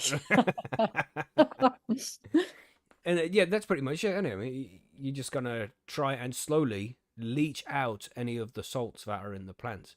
And this is over time when you've been feeding the plant for the last however many weeks, all the salt-based nutrients, if you're using salt-based nutrients, are going to be gathered up in the liquids around the plant. And you want to try and pull them out to maybe increase the flavor and just increase the smoothness of the smoke so it doesn't have these residual chemicals and salts left in the plant matter when it's drying and as you smoke it. So Billy, you don't flush your plants, I suppose, do you? Because you are an organic grower. No, I have no need. So I'm sort of constantly just only water only. So yeah, nothing to flush. Plant does it itself. Yeah, and this is one of the things that gets it controversial now, everybody, is the people who would grow with salt-based nutrients, the stuff that comes out of bottles, you know, if you're growing in hydroponics like cocoa, deep water culture, you know, those kind of mediums where you're using salt-based nutrients, it's more likely that you're going to flush during those times because you want to try and get those salt-based nutrients out. But when you're growing organically, and allegedly, you know, I don't like to say definitely, but the nutrients that's going into the plant is plant available. It's already broken down. It's already a natural nutrient that's going to get into the plant. So you don't necessarily have to flush when it's grown organically. And of course, when you're growing outside in soil, you know, the natural way, cannabis plant growing outside in soil, you can't flush soil outside. That doesn't work like that. So you really can't flush in those situations. But if you grow in with hydro indoors using salt-based nutrients in pots, then it is probably a good idea to flush your plants. Yeah, so Billy, you want to talk about when? Oh, well, you don't flush, do you? So I was going to say you want to talk about when you should flush, but usually... Well, about 2 weeks, isn't it, they say? That's right. Well, 2 weeks is a long one. 2 weeks? 2 weeks? 2 weeks? Yeah, 2 weeks is long, I think. Some people do it for 2 weeks. Yeah, I Because, always heard it was about 2 weeks. That was yeah. my understanding. That's sort of like a where you start from, I guess, anyway. I think 10 days is usually enough, but it depends on a lot of things. It depends how big the plant is, depends how many leaves it has, because the leaves are going to be holding on to a shitload of nutrients that the plant can use up once the flush starts as well. So let's just explain the process here, right? What's going to happen is, let's say you're in cocoa, you're going to flush the medium, and this is where you're going to get loads of water, usually 3 times the plant, what's in the plant pot. So if you're growing in, just for example, 15 liters in your pots, you want to use 45 liters of water to properly flush it out. Now that's a lot. I wouldn't say you need that much. It's just kind of, this is the old school rules. We'd use 3 times as much. It is a lot of water. I don't think you really need that much, but you just need to give it a good watering to flush out the nutrients from the medium. And then what's going to happen is you got this entropy, this high concentration to low concentration, where there's going to be loads of salts left. Not loads, but there's going to be a certain EC of moisture in the plant itself. And because you've flushed everything out of the grow medium doesn't have that high EC. So the EC of the liquid in the plant is going to leach out some of the salts back into the medium to try and find balance between the two. So it's just pulling the nutrients out of the plant and pulling it back into the grow medium. So then when you flush again, because this is something that you're going to do every day if you're growing in cocoa, you're just going to keep watering it and flushing out all the salt. So you flush all the salts out of the medium, then it gets pulled out, it gets leached out of the plant back into the medium again. Then you flush that out again, and over time, over a week or two, all of those salts are going to be pulled out of the plant and flushed away. So you're left with just clean moisture with no salts left inside the plant. That's the whole principle of it. That's what you want to try and be aiming for. So you don't need to do 45 liters every time. In the 15-liter pot, 45 liters would just be the first time you do it. And then you can just water with a lot of runoff after that. You don't have to do 45 liters all the time. That's just to try and make sure that everything is flushed out of the grow medium after the first initial flush. Yeah, so it takes a while, and you need to be able to take away all the runoff and shit as well. It can be a bit of a pain, but still, it's a good idea to do it. Now, I have done both. I've had plants which I've chopped down without flushing, and I've had plants where I've flushed for 2 weeks, and it's ended up fine both ways. So it's I don't know. That's what makes it controversial. Is some people think that you should, and some people think that it's not necessary. What's your Did you opinion on it? notice? Did Sorry, you Michael. notice a difference yourself when you Not did a flush really. and you didn't? Not Like really. even with the smoke or anything or the ash or No. It was pretty much the same as usual, I found, but maybe that's just placebo effect. I don't know. It did. I don't think it made too much of a difference, but I don't massively overfeed my plants. Yeah, that probably has So, something to do with it too. If you're using mhm, a ton of nutrients or something, then it's probably more necessary to flush. But yeah. a lot of Mine are people kept use pretty low. less than the manufactured recommendations. So, Less is more, hmm. But if a plant's massively overfed, and flushing is one of those things that it will be done during the harvest time, but it's something that you can do throughout the grow as well. If you feel as if your plant's being fed too much, you flush out the medium, then replace it with a lower EC. So the plant will be happier when it's fed less. So if the plant's having problems, like it's got nitrogen excess or potassium excess, anything like that, then you can flush the medium and then reset it to a lower EC. But mostly, and what we're talking about here, is flushing as harvest approaches. That's what we're talking about here. So, and as we said with the whole 2 weeks things, 2 weeks, let's not do that every time. But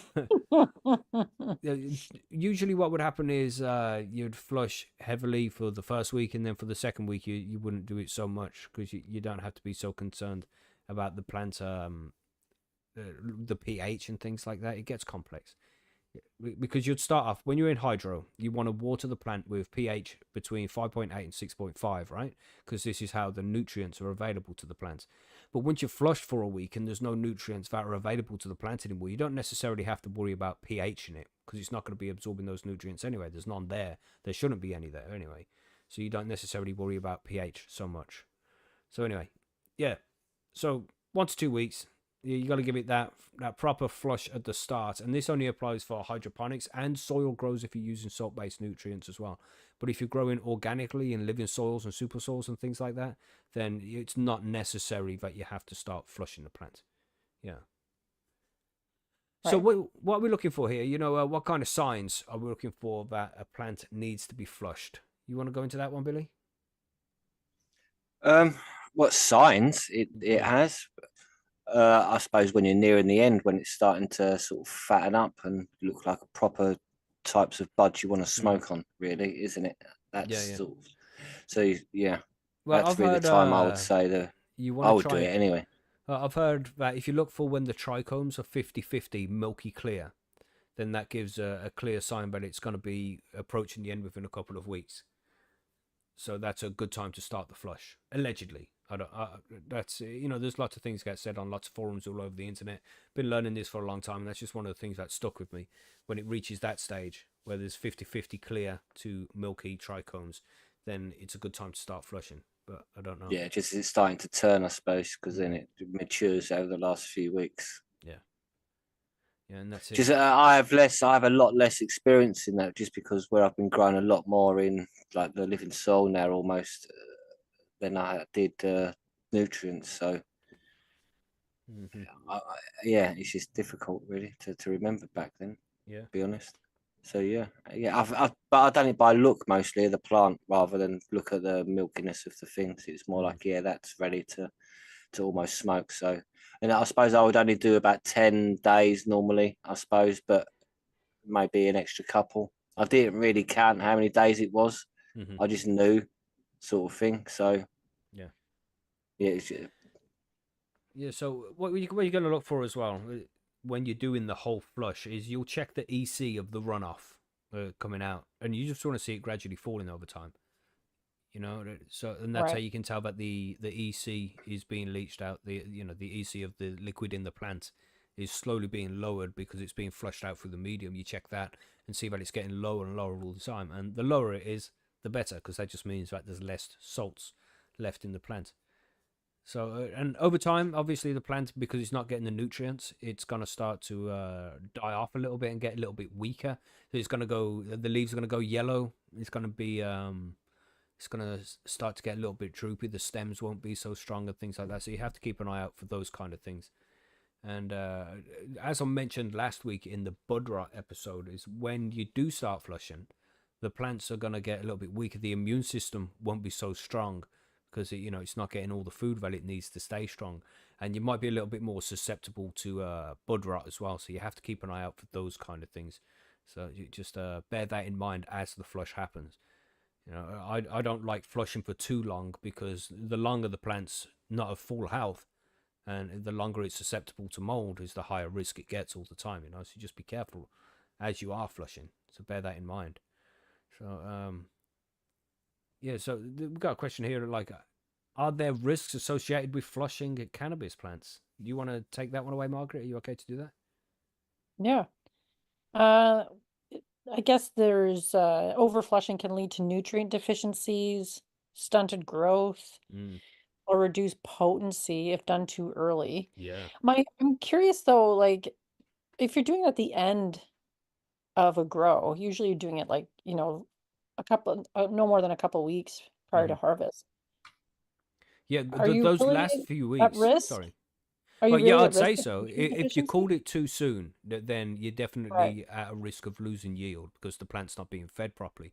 And I've noticed the plant will look fucking great and it will be looking like it's ready. But if you can just leave it to sit for that extra couple of weeks, then it can really, I wouldn't say double in yield, but they really fatten out, and it produces a lot more terpenes and oil in the last couple of weeks of the Mm-hmm. whole grow. So if you choose to flush too soon, then it's not being fed properly. It's not happy and healthy. So it's not going to produce those fatter, juicier buds that it would have done if it was fed properly. And this is another thing about flushing being controversial. So you're removing the nutrients from the plants at a crucial time of its growth. You want to wait until you really start to see senescence in the plant kick in on its own before you start flushing, because then it's a clear sign that it's coming to the end of its life cycle anyway.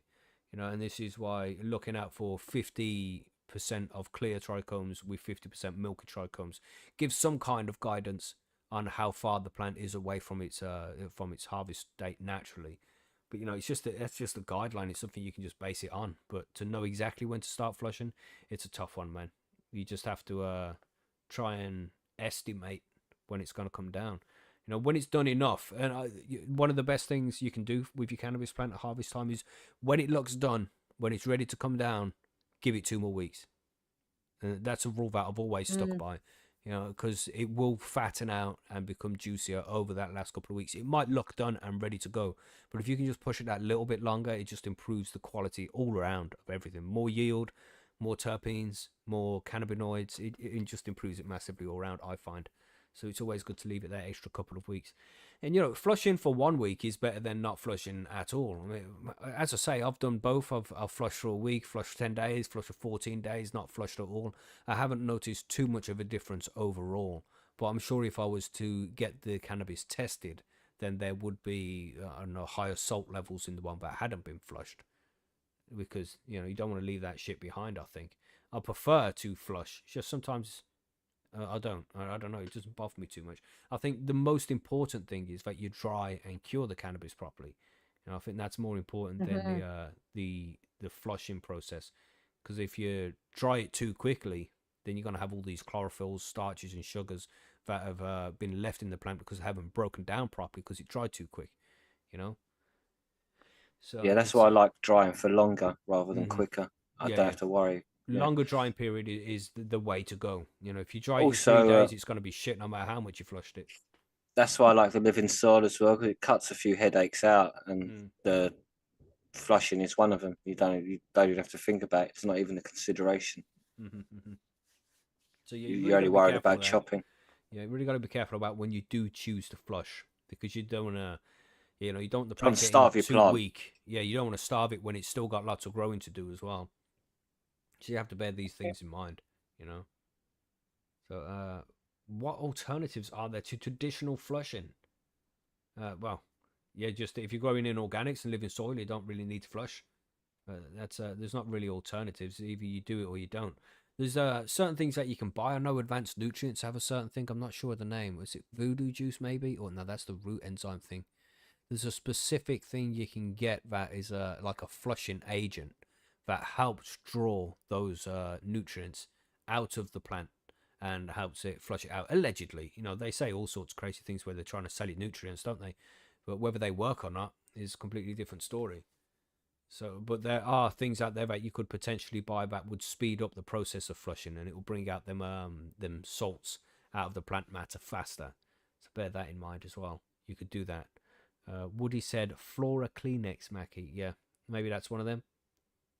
There's a few different ones. I think yucca extract or something like that, like a wetting agent to help pull things out. I'm not sure. I've never used them. I don't like that snake oil kind of stuff, man. I just like to keep it as simple as possible, So do we think that flushing it actually improves the final product? Now, as I mentioned, I don't know. I mean, I would say yes, a little bit, but not as much as people expect. As long as the plant has been kept happy and healthy, then you're going to end up with a good thing. I think drying and curing is very important. If that's done correctly, then the flushing isn't as important. But that's just my opinion. There's other people who are going to be like, no, you're fucking crazy. You should flush for at least 14 days to get all this shit out. And, that's their opinion too. And we're all entitled to our own opinions. But for Just have to experiment, I guess. Yeah. Now that's this is what we say to everybody, and it's like, this is your grow. We can advise you on what to do, but ultimately, it's this is your grow. They're your plants, and you have to figure things out and do things your own way. And everybody has their own signature way of growing. So it's just figure it out for yourself. Do a test.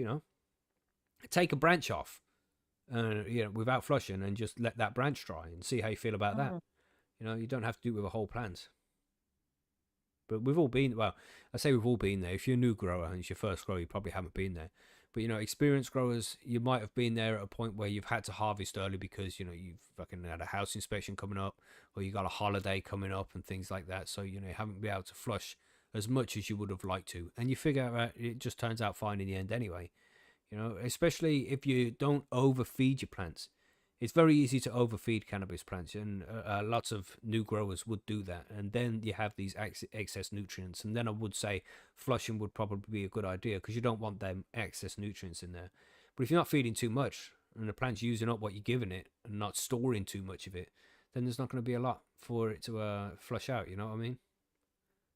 But yeah, opinions vary on this one. You just have to figure it out for yourself. I would say at least 5 days.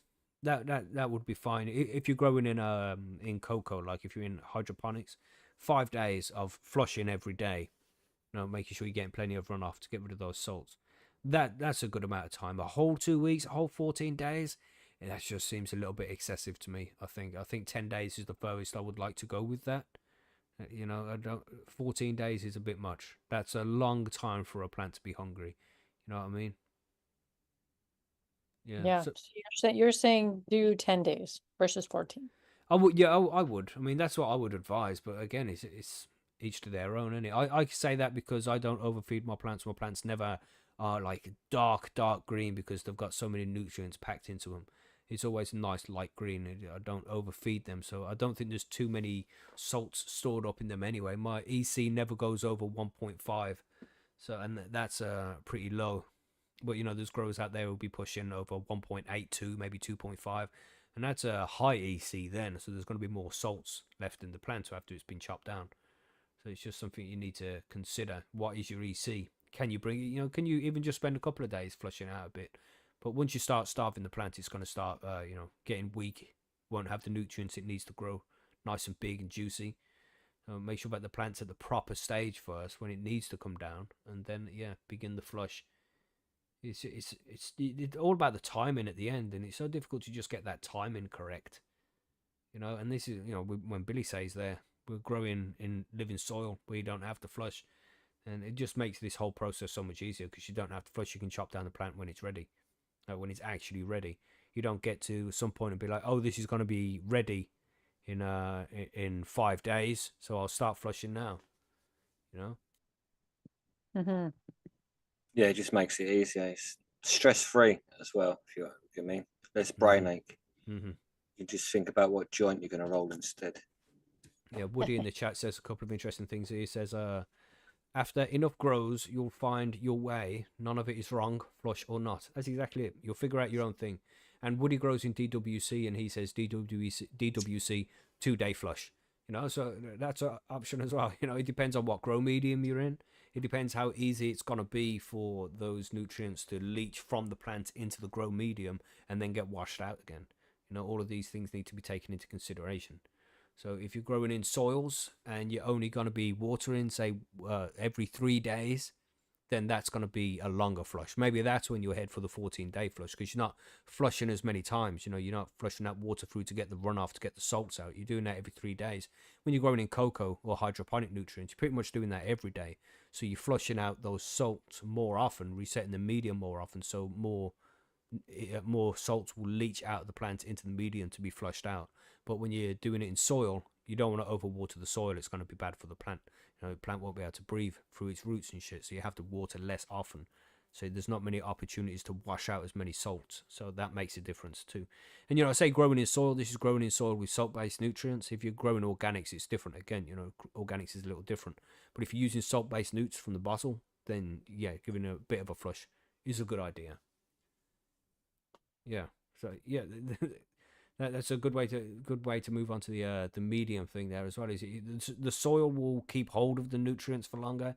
It won't let them go as easy as the hydroponic systems do. So do bear that in mind as well if you're growing in soils, normal soils, like we discussed at the start. In the mediums episode. What's that, like episode 4 or something like that? What medium to use? So something to consider. Yeah. So what about you, Margaret? I mean, because you grow organics, you're not growing indoors yet, are you? No. But you have done in the past, right? You've grown DWC in the past.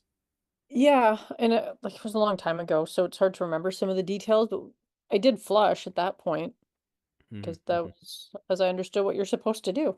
Yeah. I don't remember for how long though. It was Yeah. probably around the 10-day mark, 2 weeks of 10 days, but yeah. But that's the one thing I like about soil growing is You don't have to worry about a lot of Yeah, it that makes stuff. it so much easier, doesn't it? You know, this Yeah. whole living soil thing. Times have Yeah, true. changed so much. Because Yeah. back in the day, you had to either build your own soil or use crap soil. You know, but nowadays, where you can just go out and buy like bags of high quality organic soil, you know, living soil and super soil. You can just go and buy that shit now. That wasn't something that we had 5 years ago. You know, it wasn't easily attainable like it is now. There's so many different ones you can Right. get now, and it's all good shit. But it's I just did build expensive. my own soil though. Mm-hmm. And how was that? Good. Yeah. Yeah. I mean, I'll be using it for this next grow if I ever get my seeds. Yeah. No, I'm kidding. But they should have. Wink, wink, nudge, nudge. There, right?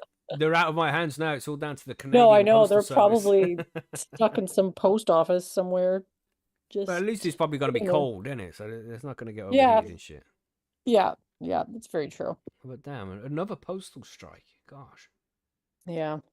If they picked a really great time of the year to do it, which is probably why they did it. I mean, I think we've had it here in the UK as well, where because Christmas comes along and everything gets busier. And they're like, "Oh, we're going on strike. Fuck y'all." It's like, "Oh no." They Yeah. listened to High and Homegrown. They heard you was getting seeds sent, and they thought that's it. We're doing Ah, that Yeah, just to that's it. fuck our crap. job. Yeah, Spoiled again. bastards. Yeah. So yeah, what happens if you don't flush? Nothing. Yeah, nothing really. You get a big stinky one. Nothing Yeah. happens. Yeah. The next person that uses the toilet goes, whoa. Whoa. Yeah. Man, I Yeah. thought this the other day. Remember back in the day when we'd say, pull the chain. Remember those days, Billy, in the UK? Yeah, When mate. They'll pull the chain. Don't forget to pull the chain. If I said that to my Yeah. kids nowadays, they'd be like, what the fuck are you talking about? Pull Yeah. what chain? What You are on you talking drugs or about? something? Yeah. In the UK, when you flush the toilet, you would like have a chain from a tank that was above the toilet and it will flush down. But yeah, Oh, technology's interesting. Is that changed a when little bit nowadays. Is that when you went in the WC? Yeah, like outdoor toilets and shit. I never had an outdoor toilet. Everybody, I'm that fucking old. All right, but you know, we still had toilets that would have that chain on it that you would pull. But nowadays, it's all closer to the toilet. You know, it's not Yeah. as. I don't know why it's different now. But damn, Some things have gotten random better. tangent, random. You know, don't forget to pull the chain. Can't talk about flushing without talking about flushing, really. Yeah, can of you? course. Yeah, Mad Dog says you cough up a lung if you don't flush properly. You see, and this is what we're saying. Everybody's got their own way of doing these things. Where some people like to flush because they feel as if it makes their cannabis smoother, and it's definitely something that gets discussed, and it's not discussed randomly. You know, there's definitely something to it because so many people discuss it. So it would be a good idea just to give your plants a little bit of a flush. I think 5 Yeah. days at least. You know, 10 days Well- should be plenty. Wolfie points out about the tracing paper you used to wipe your butt with in the school, I remember UK those. schools. Like, yeah, but Oh, I'd say to him, yeah. like, well, stop using going to toilet in the maths class then, mate. That's... Nah. Terrible. Now look at where the chat's going. Gosh, don't read the chat, everybody. Don't. The chat's censored. All toilet humor in the chat now. But yeah, I mean, Yeah, there's that- not. Sorry, Billy. Graffitiing, there'd be graffitiing jokes next. Careful. Like, Yeah. So just to run through this whole process again, right? If you are in soils or hydroponic medium, if you're in a living soil and using organics, then you don't have to flush. Just carry on doing your thing, chop down the plant when it's ready. But if you're using salt-based nutrients, if you're in soil or cocoa or hydroponic mediums, then you should give it a little bit of flush just to try and bring some of that stuff out. So for the first flush, you'll use 3 times as much water as that's in your pot. So if you've got a 15-litre pot, you use 45 litres of water and just water it straight through. Properly saturate the whole medium, let it run out the bottom, get rid of the runoff, and that's going to flush out all of the salts that are in the actual grow medium, in the soil or in the cocoa. And it'll be as close to as base EC as possible. So say like 0.8 or so, 0.5, you know, just a real low EC, same as the background EC coming out the tap, as close to possible as that. And then over the next 24 hours, the salts and the moisture inside the plant itself is going to start pushing the salts into the grow medium again. So it's going to bring up the EC of the grow medium a little bit. So that's when you want to flush it again. And if you're in soil, you got to wait a couple of days. You don't want to just keep saturating soil all the time because it's bad for the roots. You get root rot and shit like that. So you don't want that to happen. So if you're in soil, leave it a few days and then just water again. Just not as much as before, not 45 liters, just enough to get plenty of runoff to wash some of those salts out. And if you can, just check the EC or the ppm, whichever method you like to use, and just check and make sure that the salts are actually coming down each time you do this. If we're in cocoa or hydro mediums, you're going to be doing this every day, so it's going to be flushing out the salts quicker than you would be doing in soil mediums. Again, you don't need the 45 liters this time. You just need to have a good 10-20% runoff to wash out as much as possible of what's been pulled in from the plant. And then again, 24 hours after that, the plant's going to be leaching the liquid and the salts from the plant matter itself out the leaves, out the stems, out the buds, and it's going to be pushing that back into the grow medium where it can be washed out again. And you just repeat this process for as long as necessary until the EC of the runoff of the water coming out the bottom of the pot is as low as it can be, really. You're not going to get it any lower than the background EC, so don't try and push too far. You won't get it any lower than what's coming out the tap. It's not magic. But if that's what you want to be aiming for, as close to background EC as possible. So, and that would give it a good flush. Just keep an eye on the plant as you're doing it, because it will start to get unhappy and unhealthy. You're gonna get the immune system starts to get a little bit weaker because the plant is weaker. It's not getting the food it needs, so it's just more susceptible to bud rot and obviously nutrient deficiencies, because there's no nutrients left in the grow mediums. So just keep an eye out for things like that and bear that in mind as the flush happens. And usually, as I said, 5 days is good. 10 days is probably enough. A week is definitely enough. A little bit over that, if you want to be sure if it's big plants that are overfed, then you push for that 10 days. But 14 is a lot.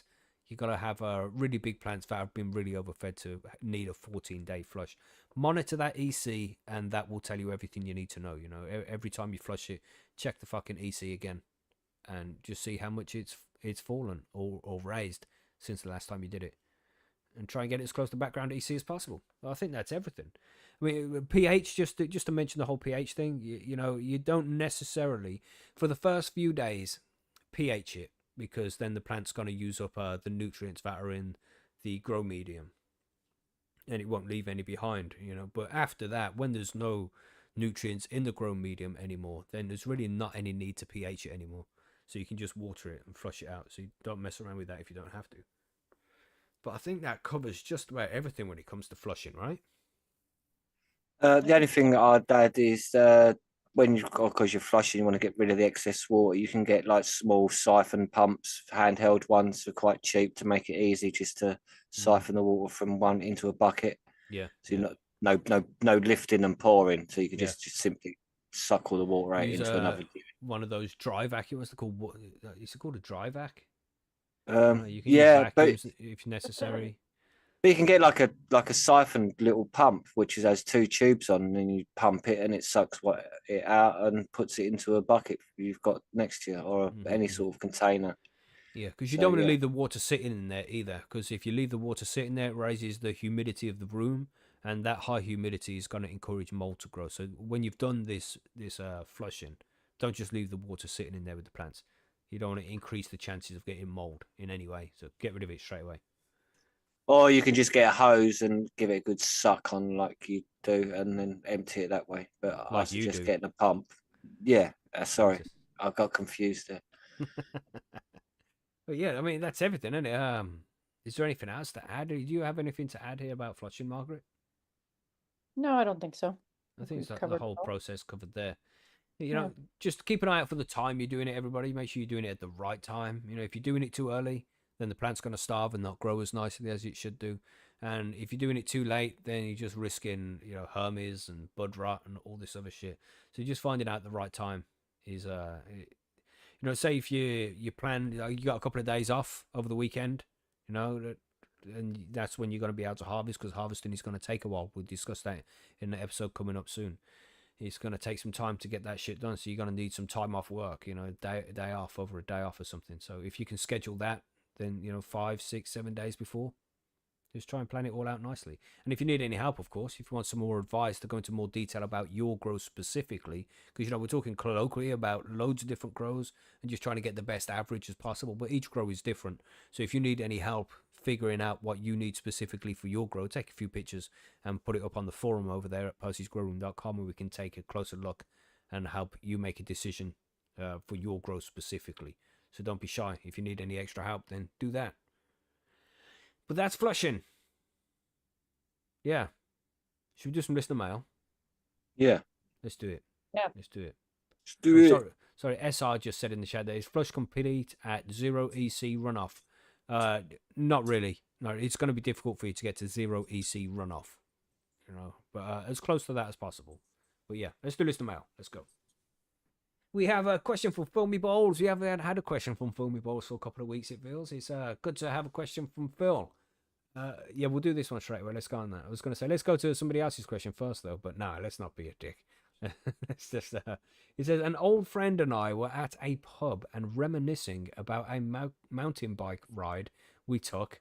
And when we came across a good-sized field of cannabis, and he described it as a forest of cannabis. But here's my question. How many plants does it take to make an actual forest? Margaret, you want to go through this one, a bit philosophical, this one? How many plants does it take to make an actual forest? A lot. See, forests are trees, aren't they? Yeah. Yeah. So none. Yeah. No plants make a forest. Well, is this like Exactly. is this like a riddle, like a trick question, Yeah, or no just more plants. I think so. philosophical? Like, Yeah. Yeah, no, it's so none. None is the answer, because I don't know if that is forests the are made from answer. ancient trees, really. I mean, some of those cannabis plants can look an awful lot like a tree or a large bush. Yeah.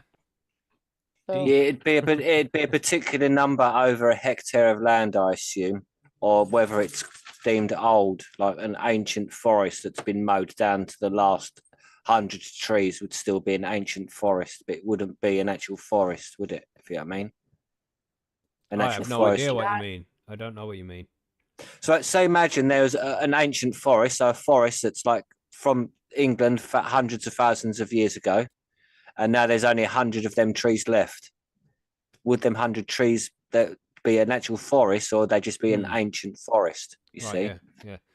So that's the thing. So if 1,000 trees would be a forest, possibly, but Otherwise, the 100 it's just woods, isn't it? You got the woods, Otherwise, it's just which woods, is just a yeah. small version of the forest. of a maybe. forest. Yes, exactly. Mhm. That's what is determined. Yeah. So when you get lost in the woods, or is the woods just another slang term for a forest? No, I think they're different, aren't they? Oh, yeah. The woods are smaller. Yeah, Woods would get maybe in your local park. You get the woods in your local park, but it's not a forest in your okay, local so park. woods and forests are two different things too. Yeah. Yeah. Huh. What kind of do you have those kind of terms in Canada, there, Margaret? Oh yeah. Oh yeah. Do you call Oh, them yeah, woods, or hey, you bud. call it forest? Both. Hmm. But I've never seen the distinction of like, oh, I'm gonna go for a hike in the woods, or I'm gonna go for a hike in the forest, and one's a larger area than the other. What is a wood? Well, I don't want to Calm answer down, that. Billy. Fucking hell. You're a lady. That kind of wood.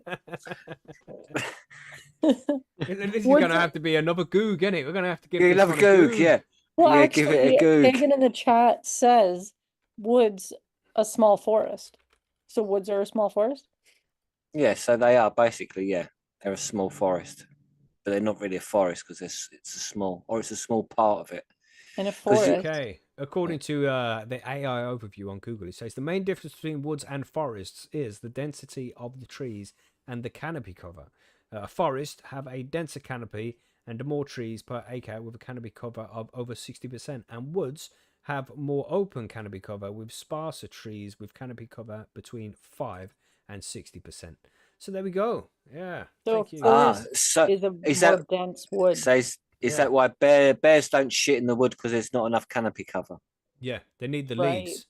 There you go. Problem Yeah. solved. That's why bears It's a don't shit in the question, woods. but when it comes to the bears, it's always, does a bear shit in the woods? Yeah, and it's Usually no because that's like- it needs a cover from the forest. That's right. Yeah, but usually you don't use that phrase when the answer is no. Like like someone will say something to you and they're like, does a That's bear a shit good in the point. woods? Right? I see. It's That's where because, everyone's yeah, wrong and confused. Yeah, so they don't actually shit in the woods; they It shit in the would. forest. Yeah. right. No, I think they Wow. do shit in the woods. I don't know. If I was a bear, I would want more privacy than just Yeah, shitting in a exactly. little I'd bunch of want more trees. canopy. Innit? Yeah, Right. more canopy. See, you're more exposed to get shot by some crazy dude with a shotgun, Yeah. like one in lunch. That's right.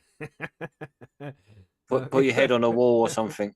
So when it comes to cannabis plants, that's how it's going to work. You know, it becomes a forest of cannabis if there's a lot of cannabis plants there, and the canopy cover is more than 60%.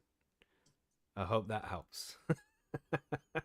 So a sea of green or a good scrog would then be a forest because it'd be more than 60% canopy coverage, Yeah, I wouldn't think it? that's fair. Yeah, I think that's pretty Yeah, fair. yeah. Right. Is that where we're concluding that a Yeah, scrog could be a I think forest? so. It's not a wood. It's not a It's not woods. wood. that's No. right. Yeah. Mm.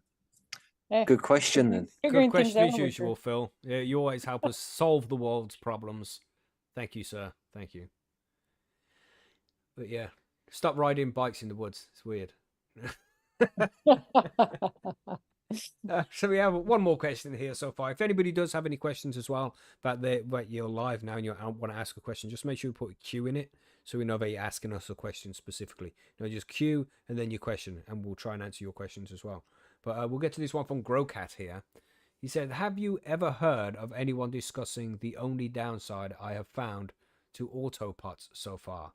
The plants are always fully hydrated, making it much more difficult to train without breaking or damaging branches." Okay, that's an interesting point. Now, I wouldn't put it down to the hydration of the plants there. You know, how rigid the stems get when you're training. Sometimes, you know what I mean? Because sometimes they snap so fucking easily, real brittle, and other times, say if you're training in early veg, when the growth is new, it's going to be a lot easier to train that kind of stuff. But as the stems themselves get older, they become more brittle, and if you bend them too much, they're going to snap. That's what seems to happen. So it's more like the newer growth is easier to train, and the older it gets, the more difficult it is to train. Well, the more likely it's going to be to snap. I don't think it's much to do about the hydration. I think if you're having that kind of problem, then a little bit more calcium might do the job, because that's going to help thicken up the step. Some silica, is that what it do? I say it wrong every time. Is it silicon? The stuff you use for plants. That can also strengthen the plants and make them easier to train without snapping the branches as well. So bear that in mind too. But if you give the plants the right kind of nutrients, they will be easier trained without them breaking. You know what I mean? Yeah. Yeah. What do you think about this one, Billy? Do you have this kind of problem? Not too much, just because I move my plants about a lot, so I do limited time when I train. So I do train it in early veg, and then just a little bit is when it's into flower. If you know what I mean, it's mostly done before it's gone into flower. So what I do move in flower is quite easy to move. It's not gone rigid by then. I've got my timing down right just by doing it a lot. Yeah. My technique, I suppose. Practice makes perfect, isn't it? Yeah, That's indeed, all it man. is. Yeah. Just train sooner, I think, when the Yeah, train sooner is definitely the best thing for sure.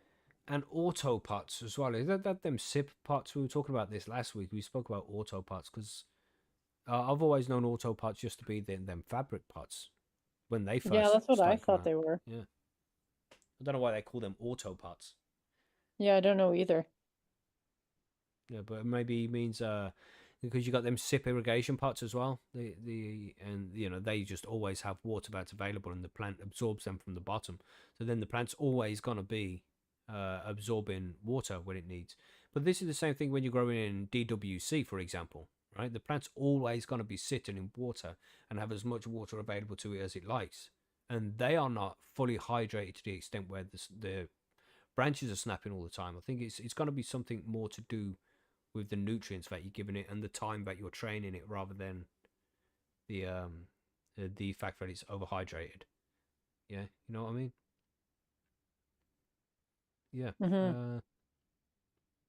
Yeah, I think that's all the questions we have. We don't have any questions in chat. There was somebody who popped in earlier and said it was on their first grow. Who was that? Fuck. That was Bayer Grow? No, it was somebody else after him. Oh, was there? I missed that. Yeah, I'm just scrolling. Oh, it was the Great Racer. Was it? Where is it? Yeah, Great. Same here, Macky. On my first harvest, last plant going down now. Fucking love it. Nice. Yeah, man. Very cool. It's always nice to hear somebody get into their first harvest. You know, congratulations, man. Enjoy trim jail. You're gonna be there for a while trimming those plants, but you know it's gonna be worth it when you're done. Stay strong there, Great Racer. Cookie Grow asks there, is Percy's chat up and working again? It was out for a bit. Yeah, it's been back up for a while now, mate. You should be able to see it. If you log in, it'll be down in the bottom left-hand corner of the screen. So check it out. It's going to be up. I paid for the whole year subscription for it. I did a deal with the guys to get it cheaper. So I paid for a whole year. So it's going to be there for the whole year, hopefully. Hopefully there's not any problems with it and it carries on to go fine. But, who asked that question there? It's in blue. For some reason, Streamlabs has changed the way the text is on the screen on the chat there, so I can't even see who says that. Is it Fumi Bowles who's in blue? I think maybe it's Firetop. But anyway, the question is for Billy. This one, I had one for Billy. How often does he put Epsom salts in his living soil bed? If he does, do you use Epsom salts, Billy? No, I don't yet, just because I don't know enough of how much to put in and all of that yet, and where to get from, source it, if you know what I mean. Just because I haven't done, I'm learning one thing at a time, and I don't feel I need that yet at the minute. So you might not do.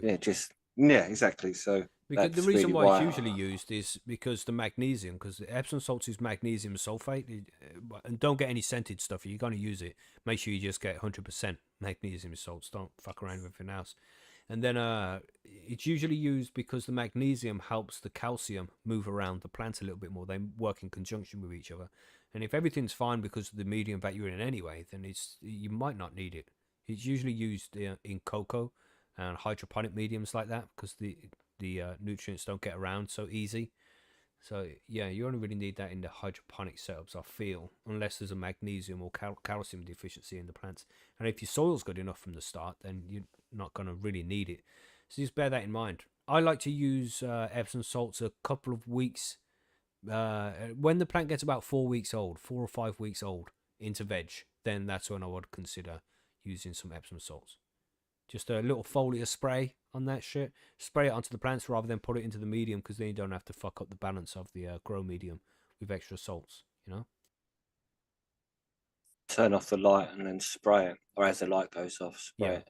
Well, raise up the lights so it's not so close to the plant. And I don't even do that nowadays. I just spray it. Make sure, turn the fan off so you don't get mist and hit your LEDs and shit. But it was more important to do that kind of stuff when you're using HPS and HID lights, because they was a little bit more intense. And if you got a moisture drop on the fucking light as it was boiling hot, then it, you could crack it just from the water hitting it. So you had to be careful of that. Yeah. Who's this guy? This Mahatma Leviolence. I was going to say, I hope I pronounced that correctly. I know I didn't pronounce that correctly. I apologize for the butchering of your name. But that guy says, I've been growing a few autos at a time this year, but everything I've grown is shite, and I still have to pay for my medicine. Boo! I'm hoping it's shite weed because I got no dehumidifier. Saving up. There could be loads of reasons, mate. There's lots of things that can make it good, make it bad. But you just head over to the forum, man. Sign up to the forum, become a member, and run a grow diary over there. And then we can keep an eye on you and try and advise you and point you in the right direction. And your crops will get better. Everybody who signed up to Percy's has seen improvements in their grow. There's nobody who signed up and be like, oh, this ruined my plants. Everybody's improved their grow skills from learning from a grow community. So, if you're having trouble and you're just growing shite weed all the time, just come and get some help over at Percy's, man. We'll get you on the right track. Don't be shy. Don't be shy. It's not because you haven't got a humidifier and shit. Loads of people don't use a dehum.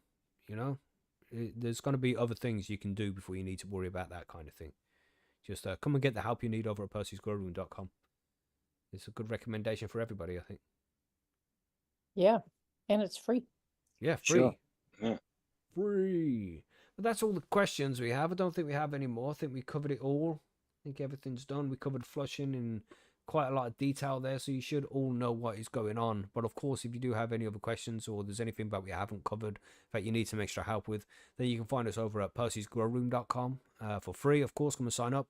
Or you can find us on the Discord server, which is, if you're already on Discord, then just come and join our server and get involved in the conversations over there. You can get a little quiet over on the Discord, so if you are a member of Discord and you're not part of the server yet, then come and get involved and make it a little busy over there. That would be cool. I think that is absolutely everything.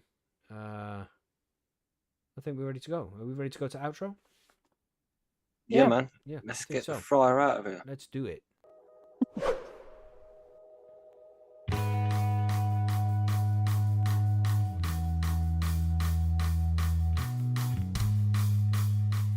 Fading out tune professionally. Much Look more at that. professional than the intro, you mean? The intro was perfect. Don't even know what you're talking about. Oh, Gosh. must have been Gosh. something else from Perfect. a different show I was thinking about. Perfect. Yeah, probably. But yeah, it's been a good show, everybody. Thanks for everybody for coming to join us. I hope you all hit that like button for your free bong hit. Margaret, I think your camera's dodgy or something. We're kind of getting a ghost version of you there. I leaking through know, the I avatar, noticed see that. And it's know? weird because like I look at the Zoom and it's fine, and I'm like sitting in the dark here pretty much now, but Oh yeah, because it gets dark early now. Oh man, oh God, it's been dark for a couple hours already. So depressing. it is really The depressing. winter gremlins have come together. Oh, they Damn. have. Yeah. Damn. But yes, good show, everybody. Good show. And of course, if you have any news stories you want us to cover on next week's show, drop them over on, you can email us, you can send them over to Percy's, you can send them on Discord, lots of ways to get in touch. So if you do see any news stories that like, I want those guys to cover this one next week, then, give us a shout, drop us some links. We appreciate that kind of shit, man. And of course, share if you can as well. Share if you can. No pressure, man, because I know that there's people out there still growing in Prohibition land, and you can't let anybody know about. Was wondering who that was, says Cookie Grow. Yeah, you can't let anybody know about your cannabis hobby and all that shit, and it's best just to stay under the radar. So if you're in that kind of position, don't share it, man. That wouldn't be cool. But if you are in a position where you can share it and you think this information is going to be useful to somebody, or even that they would just enjoy the show, then yeah, man, share it. That's the best way to help the show grow. Social media doesn't like us very much because we use that C word, that whole cannabis word. So, it doesn't share us very much. It's like, oh no, they're degenerates. Don't share their content. So, yeah, we need you guys to help us grow. So if you can share, then please do so. That would be appreciated. But we just appreciate you all being here and sharing your Sunday with us and enjoying a nice session, chatting some shit and learning some things. I hope it's been useful. I hope you enjoyed it. But that's everything for tonight. You want to tell everybody where they can go and check out your podcast there, Margaret? Yeah. Bite Me, the show about edibles, is available on all your favorite podcasting platforms. The audio version is also available on YouTube, and you can also go to bitemepodcast.com. Nice. That's about it. Yeah. Nothing from you, I suppose, Billy. You want to spam your OnlyFans page before we go? Yeah, I suppose, but most of the guys have already signed up, I think so. I think so. Yeah. No point, yeah. I love it. Great content. Keep it up. Yeah, cool. Will do, man. No worries. Yeah. Until next week, everybody. Stay high, stay safe, and we'll see you then. Yeah. I'm about to activate that music so you can all have a little jam on your way out there. And yeah, again, thank you everybody for joining us. Have a good week. Stay high, stay safe. OnlyFans/bonds. Yeah. You'll Waving and all that shit. Yeah. Everybody wave. Everybody wave. Here comes the music. See you on the next one, everybody. Goodbye. Bye. Stay high. Stay high. Make hash.